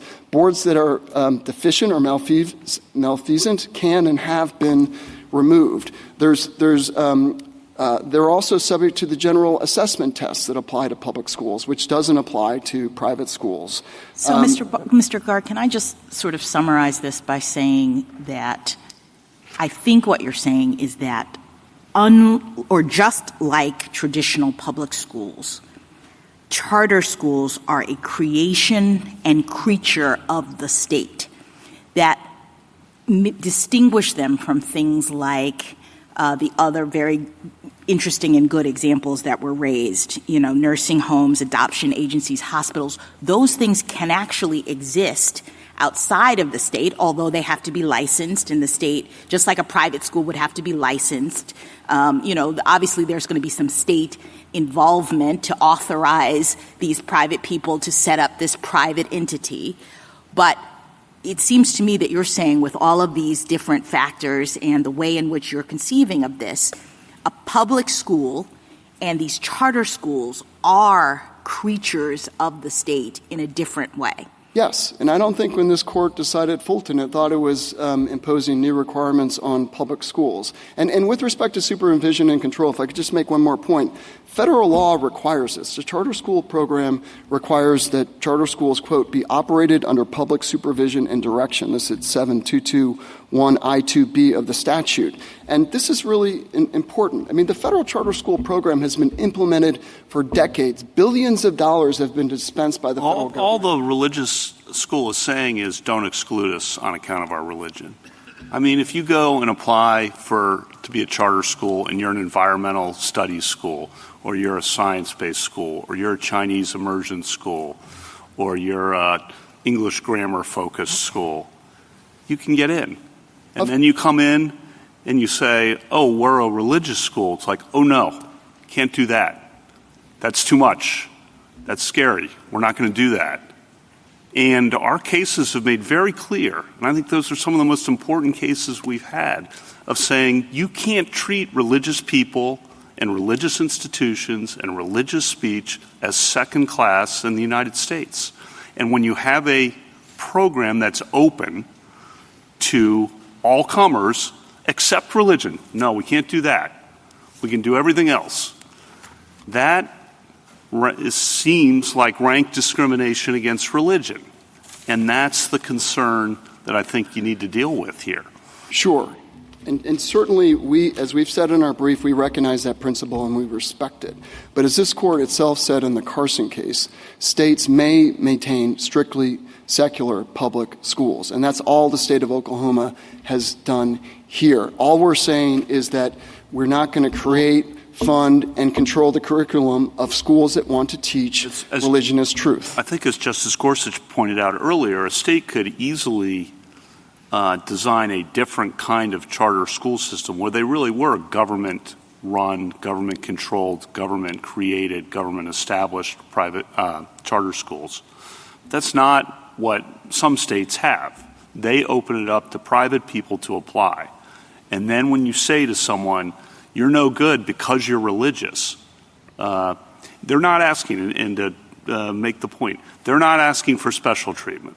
They're not asking for favoritism. They're just saying, don't treat us worse because we're religious. And that just seems like a core principle. Again, you could redesign this pretty easily, as Justice Gorsuch was talking about in the California example. I don't know the details of, but that's not how it's done. Well, in terms of creation and control, Oklahoma has that, as do all the other states with charter schools. And if you have any questions about control, let me go through that. I mean, I think the one thing that has been seized upon is board governance. And on that, I don't think that can make the difference, because under LeBron in those cases, the ultimate question is state control. Here you have state control. States are auditing charter schools, are involved in curriculum. They have to be, material changes have to be approved. With respect to the boards, those boards are also monitored. The application has to describe the board. The board is evaluated each year for board governance. Boards that don't operate correctly can and have been removed. Charter school board members themselves have to sit on the governing board meetings. The governing boards for charter schools are regarded as government bodies under state, as we've shown in opinions. So the state retains complete control up to the point that they can close it. So I don't understand really this created and creature of the state. The pavement or wood chip program in Trinity Lutheran was created and controlled by the state, yet we held that you couldn't exclude religious schools. Tuition program in Espinoza, creature and created by the state, yet you couldn't exclude religious participants. The same in Carson, the same in Fulton.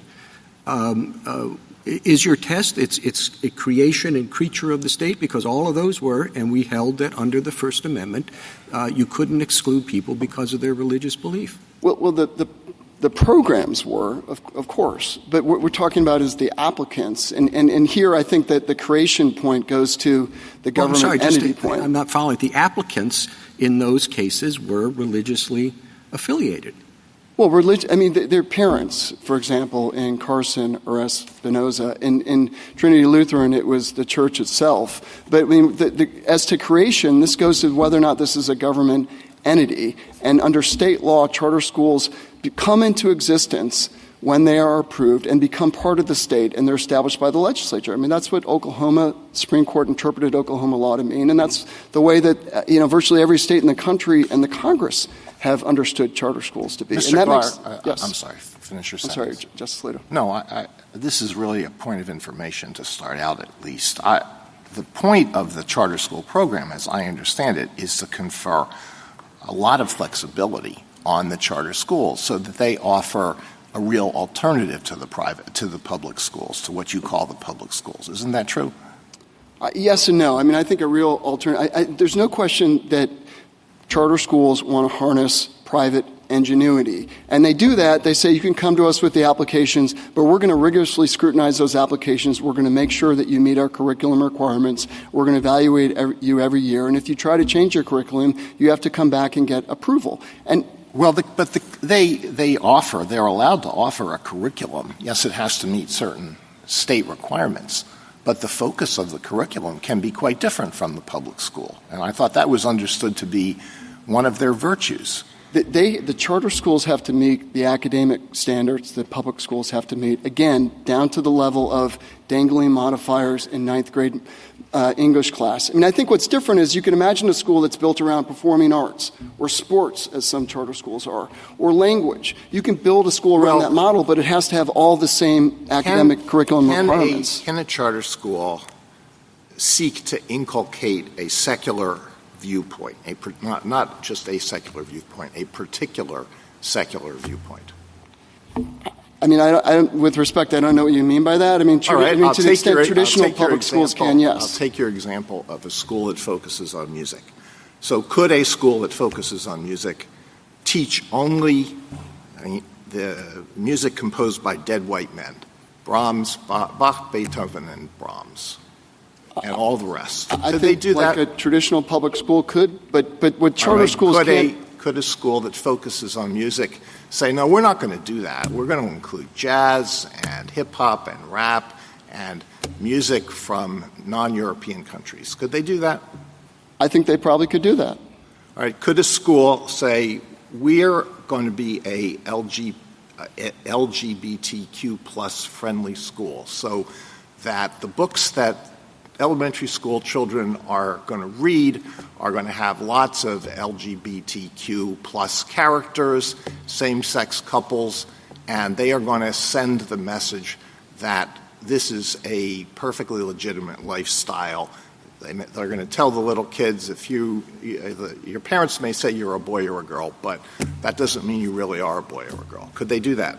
No. And the reason why they couldn't is because state law prohibits the teaching of gender studies or race in public schools, traditional public schools and charter schools. And that reminds me. I'll give you another example. Could a school say, we're a progressive school and we're going to do everything the state wants you to do, but we're going to teach history from the 1619 Project standpoint? No, because they'd have to meet the state's academic standards, and that would not be allowed. Why would that not be allowed? We're going to make sure students know a lot about slavery and Jim Crow and the treatment of Native Americans. Just like they can't do that. They can't emphasize that. Just like a traditional public school, there would be some leeway there, but with respect, they certainly couldn't focus their curriculum just on that. And let me give you the citation so you can look at the academic standards. I don't want this to be one-sided. So suppose a school says, we're going to teach American history like the way it was taught in 1955. So we're going to celebrate the Founding Fathers, and we're not going to say anything about their shortcomings, and we're not going to say a whole lot about the dark episodes in American history. Could they do that? No. Traditional Oklahoma public schools could not do that, and charter schools could not do that. Where does it say that? So it says it in 3-34B12 of the charter school statute. Says that the curriculum must be aligned with state academic standards. And then if you go to Oklahoma Administrative Code 210:15-3-1, it spells out in detail the criteria for curriculum. And we've got other sites in our brief on that. And they're controlled in the same way that public schools are. And that's the point, Justice Alito. Charter schools are like public schools, traditional public schools. When it comes to curriculum, they're controlled as to curriculum, and that completely distinguishes private schools. My friend was asked, how are private schools different? I think his answer left a lot to be desired here on that, and let me just walk through how they're different, Justice Kavanaugh. Number one, private schools can open without any state approval. They don't even have to be accredited. Number two, there are no requirements or supervision of curriculum for private schools. The only practical limit is what employers want or what colleges want. Number three, they can charge tuition. Number four, they can restrict admissions. Number five, they're not subject to general state assessment tests. Number six, they're not subject to nearly the reporting requirements or oversight as public schools. Number seven, they're not subject to state rules regarding student discipline, civil rights, health, and on down the line. And number eight, there's no process for closing them, short of consumer fraud or fraud. I mean, private schools are fundamentally different. What we're talking about here is a school that is closely regulated, that is part of the public school system. And this court, again, in Carson, said that states can expand their public schools. That's what charter schools are. They were meant to expand the public school options for families across the country, and they've been successful, especially from families from disadvantaged backgrounds. And if this court holds that the Oklahoma program is unconstitutional, then it immediately renders the charter school laws in 47 states unconstitutional. Well, that's a little bit. This would be expanding the options, not contracting the options. So I don't know. With respect, that's not the right way to look at it because why not? Because charter schools were built on the premise that they're public schools, and that was by design because people wanted to expand access to public schools, and people understand that religion cannot be taught. They're built on the idea that innovative approaches to education would increase the quality of education in a particular community, or at least provide options for particular focuses and overall improve the educational quality in the state. You don't have to believe me. You can just look at the fact that Congress, from the beginning of the federal charter school program in 1994, and every single state has made clear that charter schools are to be public schools and run as public schools. And that's the way it's always been understood. And if this court rules in favor of petitioners here, there are going to be some states that ramp it up, no question. But there are going to be other states that say we want out. And, each state can make its own decision, but this is going to have a dramatic effect on charter schools across the country. And just think of the federal charter school program on its own. I don't think you can't just say we'll just, grant. Well, it's not going to. The premise of that was that at that point it was considered constitutional to discriminate against religious entities, and that's some of our case law has changed that and said no, it's not constitutional to discriminate against private religion. And that's, the theory is that you probably disagree with my characterization there. I understand that, but it's a different constitutional. I encourage you to read the OLC opinion because what that opinion says is it focuses on the affiliation requirement that you could have a school that potentially is a religious entity wants to run a secular program, and that wouldn't be allowed.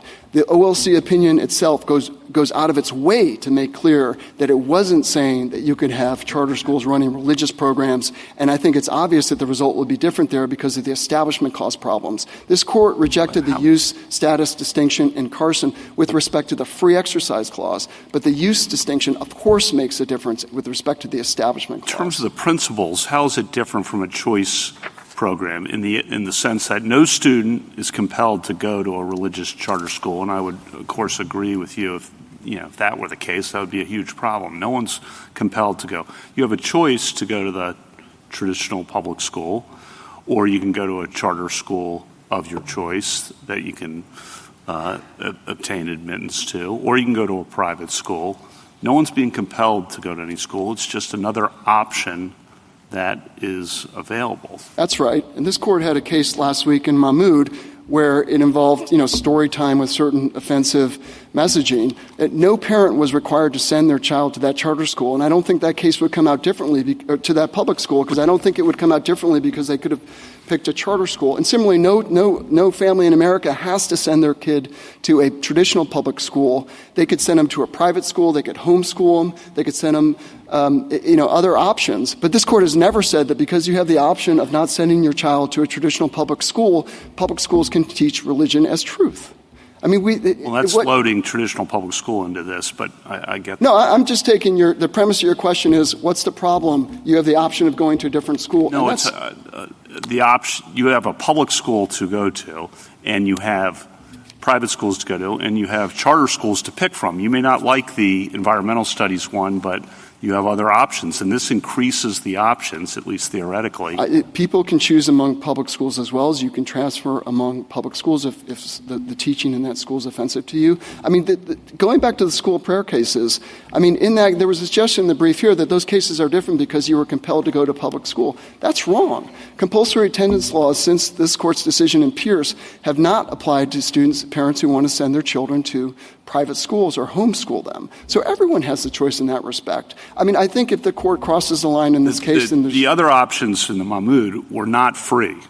Okay, so that's a big difference. It was telling the parents there, oh, don't go to the public school if you don't like it, go pay $10,000. Well, that's a pretty big burden. That's not what we're talking about. Well, I don't think Mahmoud would come out differently if you had in jurisdictions where parents had the option to send them to a charter school, Your Honor. Maybe the court will say otherwise, but I doubt it. Thank you, counsel. Any questions, Justice Thomas? Mr. Gari, just a brief explanation as to why the board is on the other side. You seem so certain that this is a public school, and yet the board's on the other side of this. Well, it went rogue, Your Honor. The membership of the board was changed. Initially, there was resistance to granting this application because it flouted Oklahoma law, and there was a change in the board that we challenged. Right on the eve of a second vote, and the charter was passed 3-2.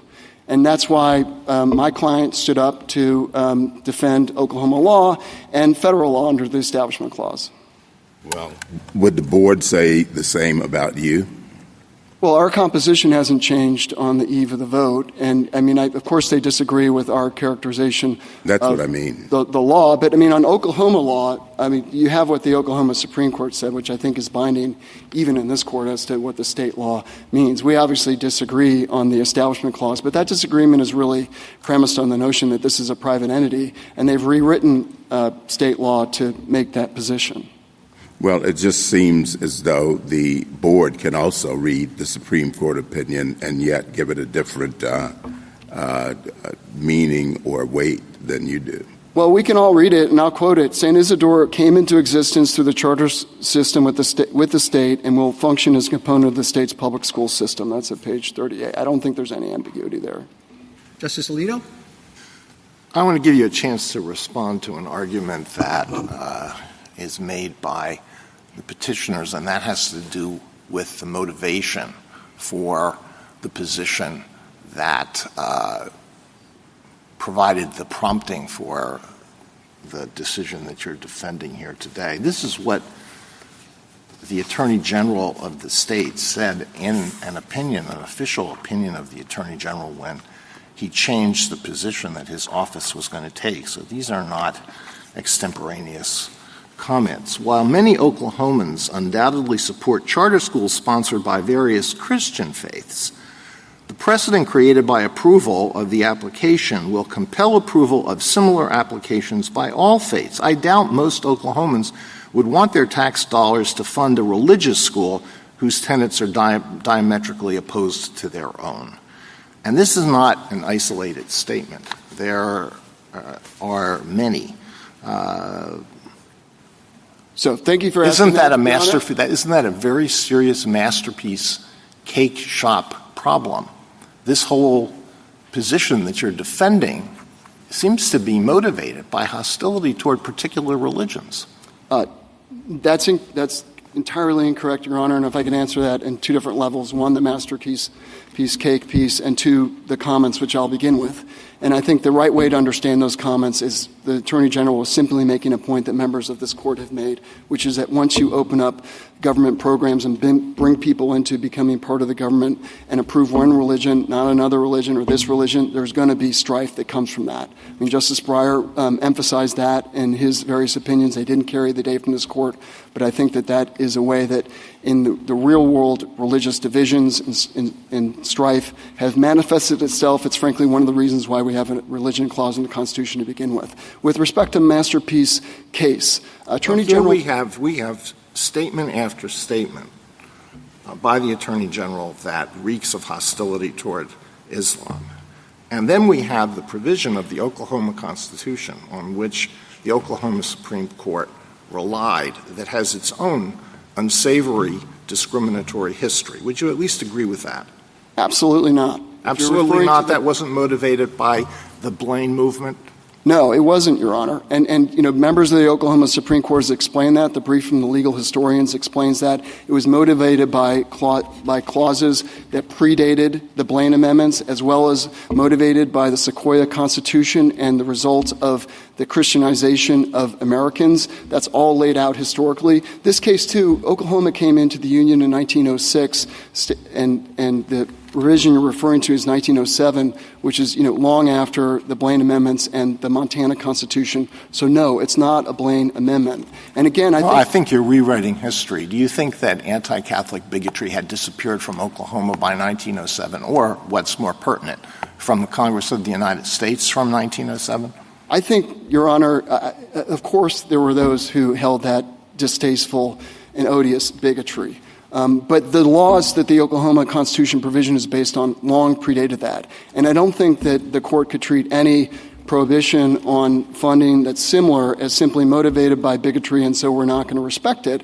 If you did, then I think, frankly, the Establishment Clause jurisprudence with respect to public schools would come tumbling down. And I think, as to Masterpiece case, I just want to make this clear. The Attorney General was not involved in the creation of the charter school system. He wasn't involved in the application in this case, so there's no Masterpiece component. In fact, the application was approved. And I think if your concern is the treatment of Islam or Muslims, then the concern should be the Muslim family whose only practical option is the religious charter school that happens to teach the Catholic faith as truth. Why would that be the only option of such a parent?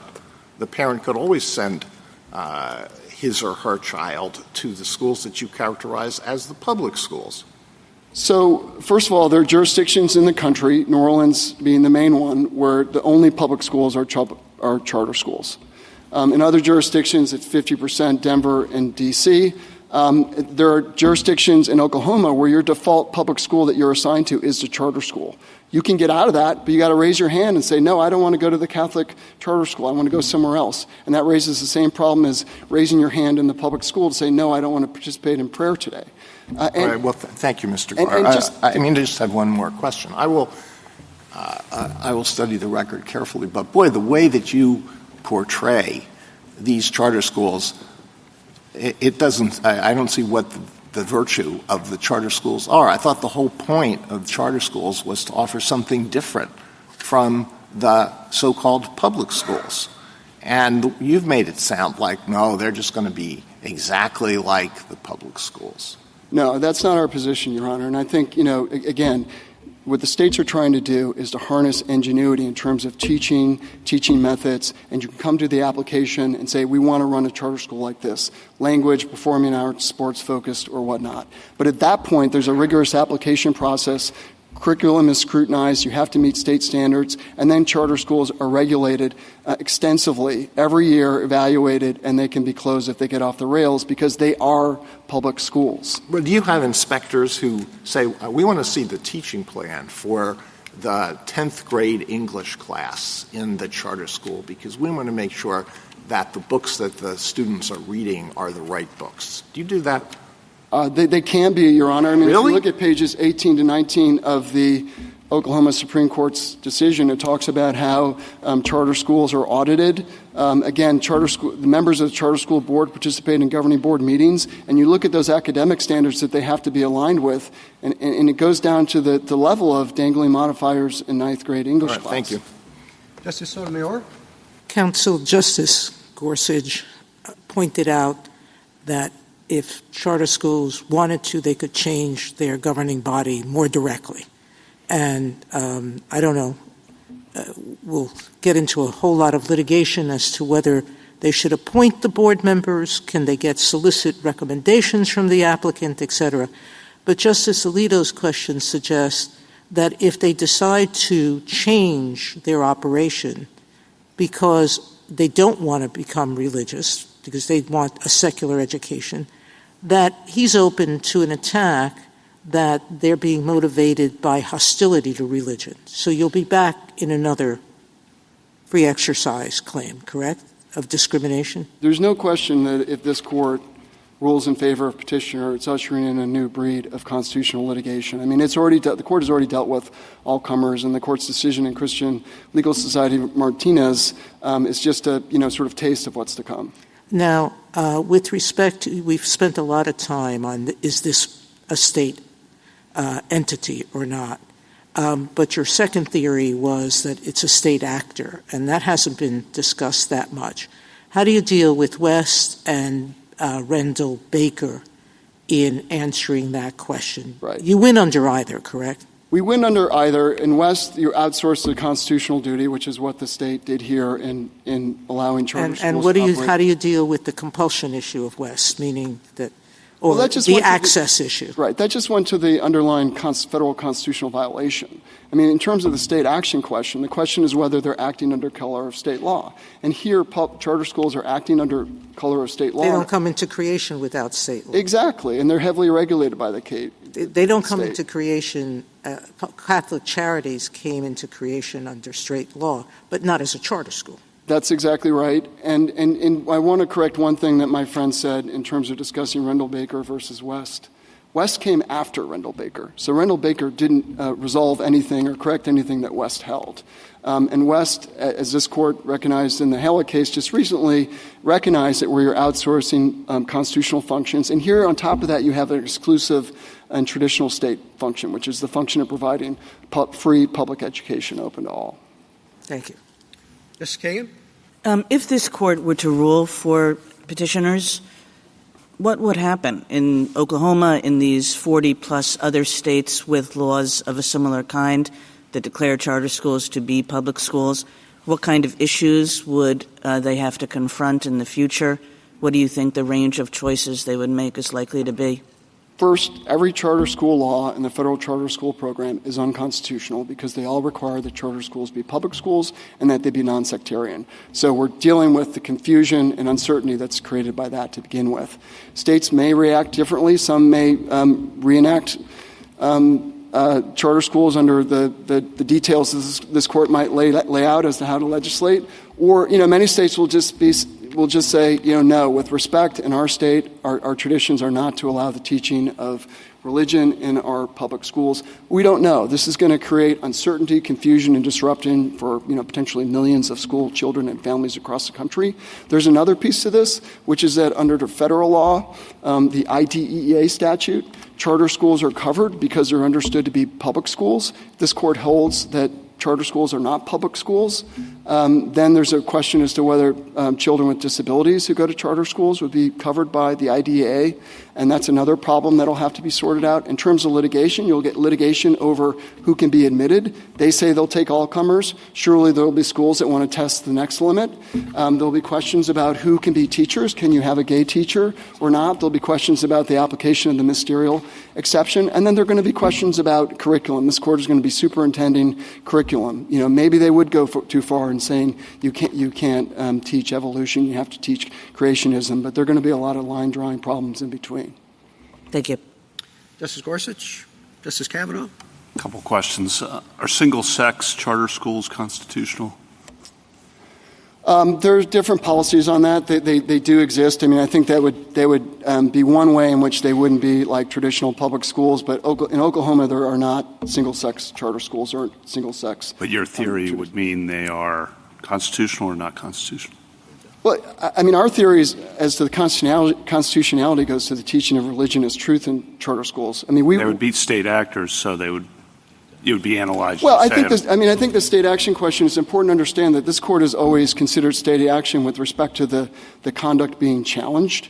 And here, the conduct, to the extent it's relevant, is the very existence of the school. And there's no question the state regulates that. It can't come into existence without the state. I mean, as to the single sex, I mean, I don't think that's a hard issue for the state of Oklahoma. I don't think that would be unconstitutional. And your comment about strife, I just want to explore that for a second, because it seems like strife could also come when people who are religious feel like they're being excluded because they're religious, whether it's the Muslim family who is aware of the comments that were made here, or the Catholic school group that says, gee, we just want to have a charter school like like the environmental group and the Chinese immersion group and this math group.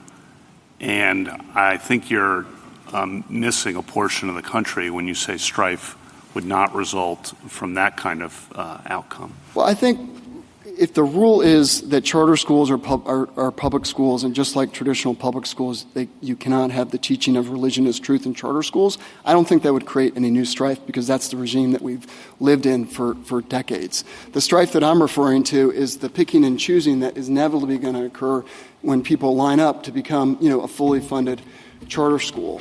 And so I think it's quite different.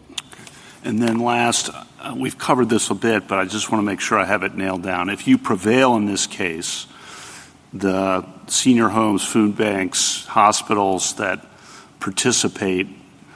receive government funding, participate in government programs like a foster care program, they would not become state actors because, can you succinctly, or maybe just we would have a rule. Maybe the rule would just be schools are different, but I would like to have a principle behind that would be helpful. I think this court's own precedents recognize that public schools are different in important ways. But on your question, they're not outsourcing constitutional obligations. There's no constitutional obligation of governments that I'm aware of, states that I'm aware of, to provide adoption services or the like. It's not a traditional exclusive function. Justice Alito's opinion in Fulton went to great lengths to say that adoption services were not a traditional or exclusive public function. And so I think that the government contractor scenario, that's what they've tried to bait this court with concerns, but the government contractors are completely different. They're not created by the state in the way that the charter schools are. They're not fully funded by the state. They're not controlled by the state in the way that charter schools are. It's an easy distinction. Thank you.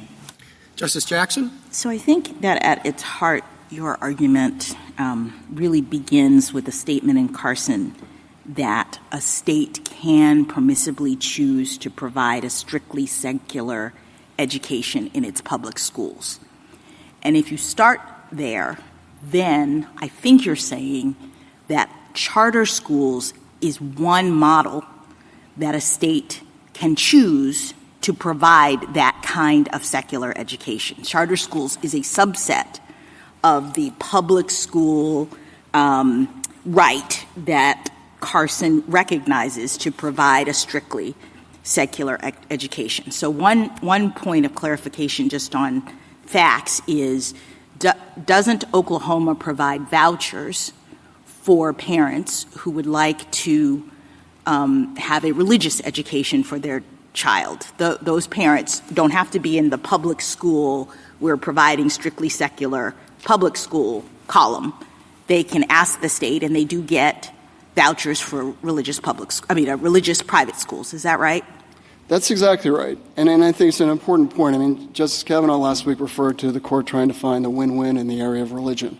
Right. I think the win-win here is that states can, through vouchers and the like, promote the availability of a religious education for those who choose it in a private setting, but that states are not required to promote or create the teaching of religion as truth in public schools. Right. So in your diagram of this, we're in the public secular scenario. Charter schools are a subset of that.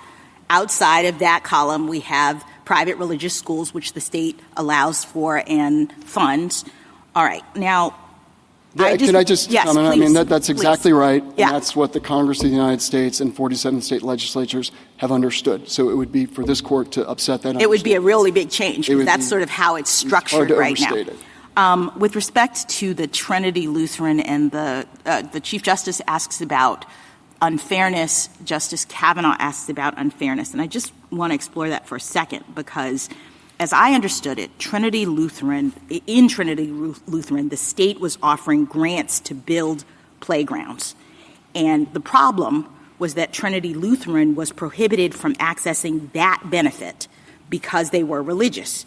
The church in Trinity Lutheran wanted to use the money to build a playground, and they said, no, we can't give you the money, and that was constitutionally problematic. In this case, it seems to me it would be as if the church was saying, we see you're giving out money to schools for building playgrounds. We would like that same allocation of money, and we want to use it for something else. We want to buy Bibles. And, they would say, look, it's not fair because you're giving money to schools anyway, like you're giving charter contracts to schools anyway. And it doesn't matter to us, or we don't think it's relevant, that you're giving it for a reason. And as I said in my diagram, the state here is giving it for the reason of being a public school within the non-sectarian world. They say, no, we want to use that money or that charter contract for a religious purpose. Am I thinking about this correctly? Because I don't see that as unfair. I see that as the state saying we're giving it in a particular way for a particular reason, and you're not asking us for that. I think that that's right, if I understand the question, Justice Jackson. Clearly what the state is doing is saying we're expanding our public education opportunities, and like public education has always been, we're not allowing the funding and creation of teaching religion as truth. I mean, this case presents a question of a state that's conscientiously trying to avoid the separation between church and state. But imagine a state that said, we really want more religion in our public schools. And so what we're going to do is we're going to go to the traditional public school, and we're going to fire all the teachers and administrators, and we're going to replace them with the staff of the archdiocese. I don't think that would be a hard Establishment Clause problem. And I think this case is basically just the flip side of the coin. But I mean, as to the unfairness, what the state of Oklahoma has done is simply maintain the system that this court has upheld for decades, which is that we don't allow the teaching of religion as truth in public schools. Thank you. Thank you, counsel. Rebuttal, Mr. McKinley? A few points. Justice Gorsuch, you asked whether LeBron should control here. The answer is yes. And what LeBron teaches is that the key criterion are creation and control. Here, my friend is simply wrong that the state created St. Isidore. I'd point you to page 7 of our reply. The same bylaws, same board controls St. Isidore before and after the contract.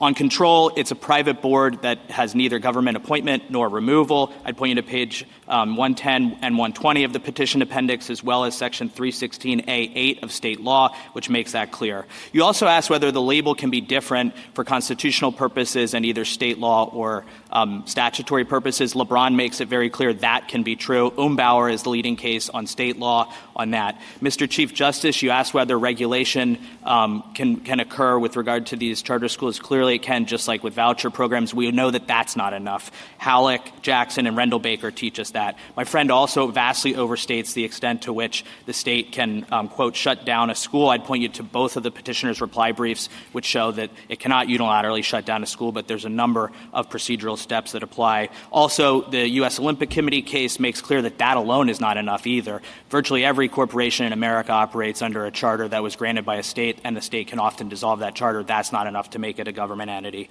I do think that this Fulton point is very important because my friend does not have a good answer for it. Nobody believes that Philadelphia could have just labeled foster care services to be state foster care services and excluded Catholic social services in that setting. By contrast, a ruling for us will only increase choice. I completely agree with you on that, Justice Kavanaugh. No student will be compelled or placed in a charter school except by private choice. So then the governing question is the same one that this court confronted in Carson, Espinoza, and Trinity Lutheran. Has the state invited private actors into a government funding program? If so, it cannot categorically exclude the religious. It's crystal clear that that's what Oklahoma has done here. Everyone agrees that St. Isidore met all of the other requirements, and its charter was extinguished only because of the non-sectarian requirement. We completely agree with you, Justice Kavanaugh, that that treats them as second-class citizens. The Free Exercise Clause prohibits that. We ask you to reverse. Thank you. Thank you, counsel. The case is submitted. That concludes the audio recording of the court proceedings. In OK Charter School Board versus Drummond, decided on May 22, 2025, judgment affirmed by an equally divided court. Per curiam, with no opinion, the court split 4-4, leaving the lower court decision intact without precedential value. No individual opinions or dissents issued, as is standard for equal divisions. This concludes this presentation. If you have thoughts on this case and judgment, do comment below the video. Also, to receive notifications of future cases, be sure to subscribe to the channel. Please share the channel link with your friends and peers that you think may be interested in or benefit from it. Thank you.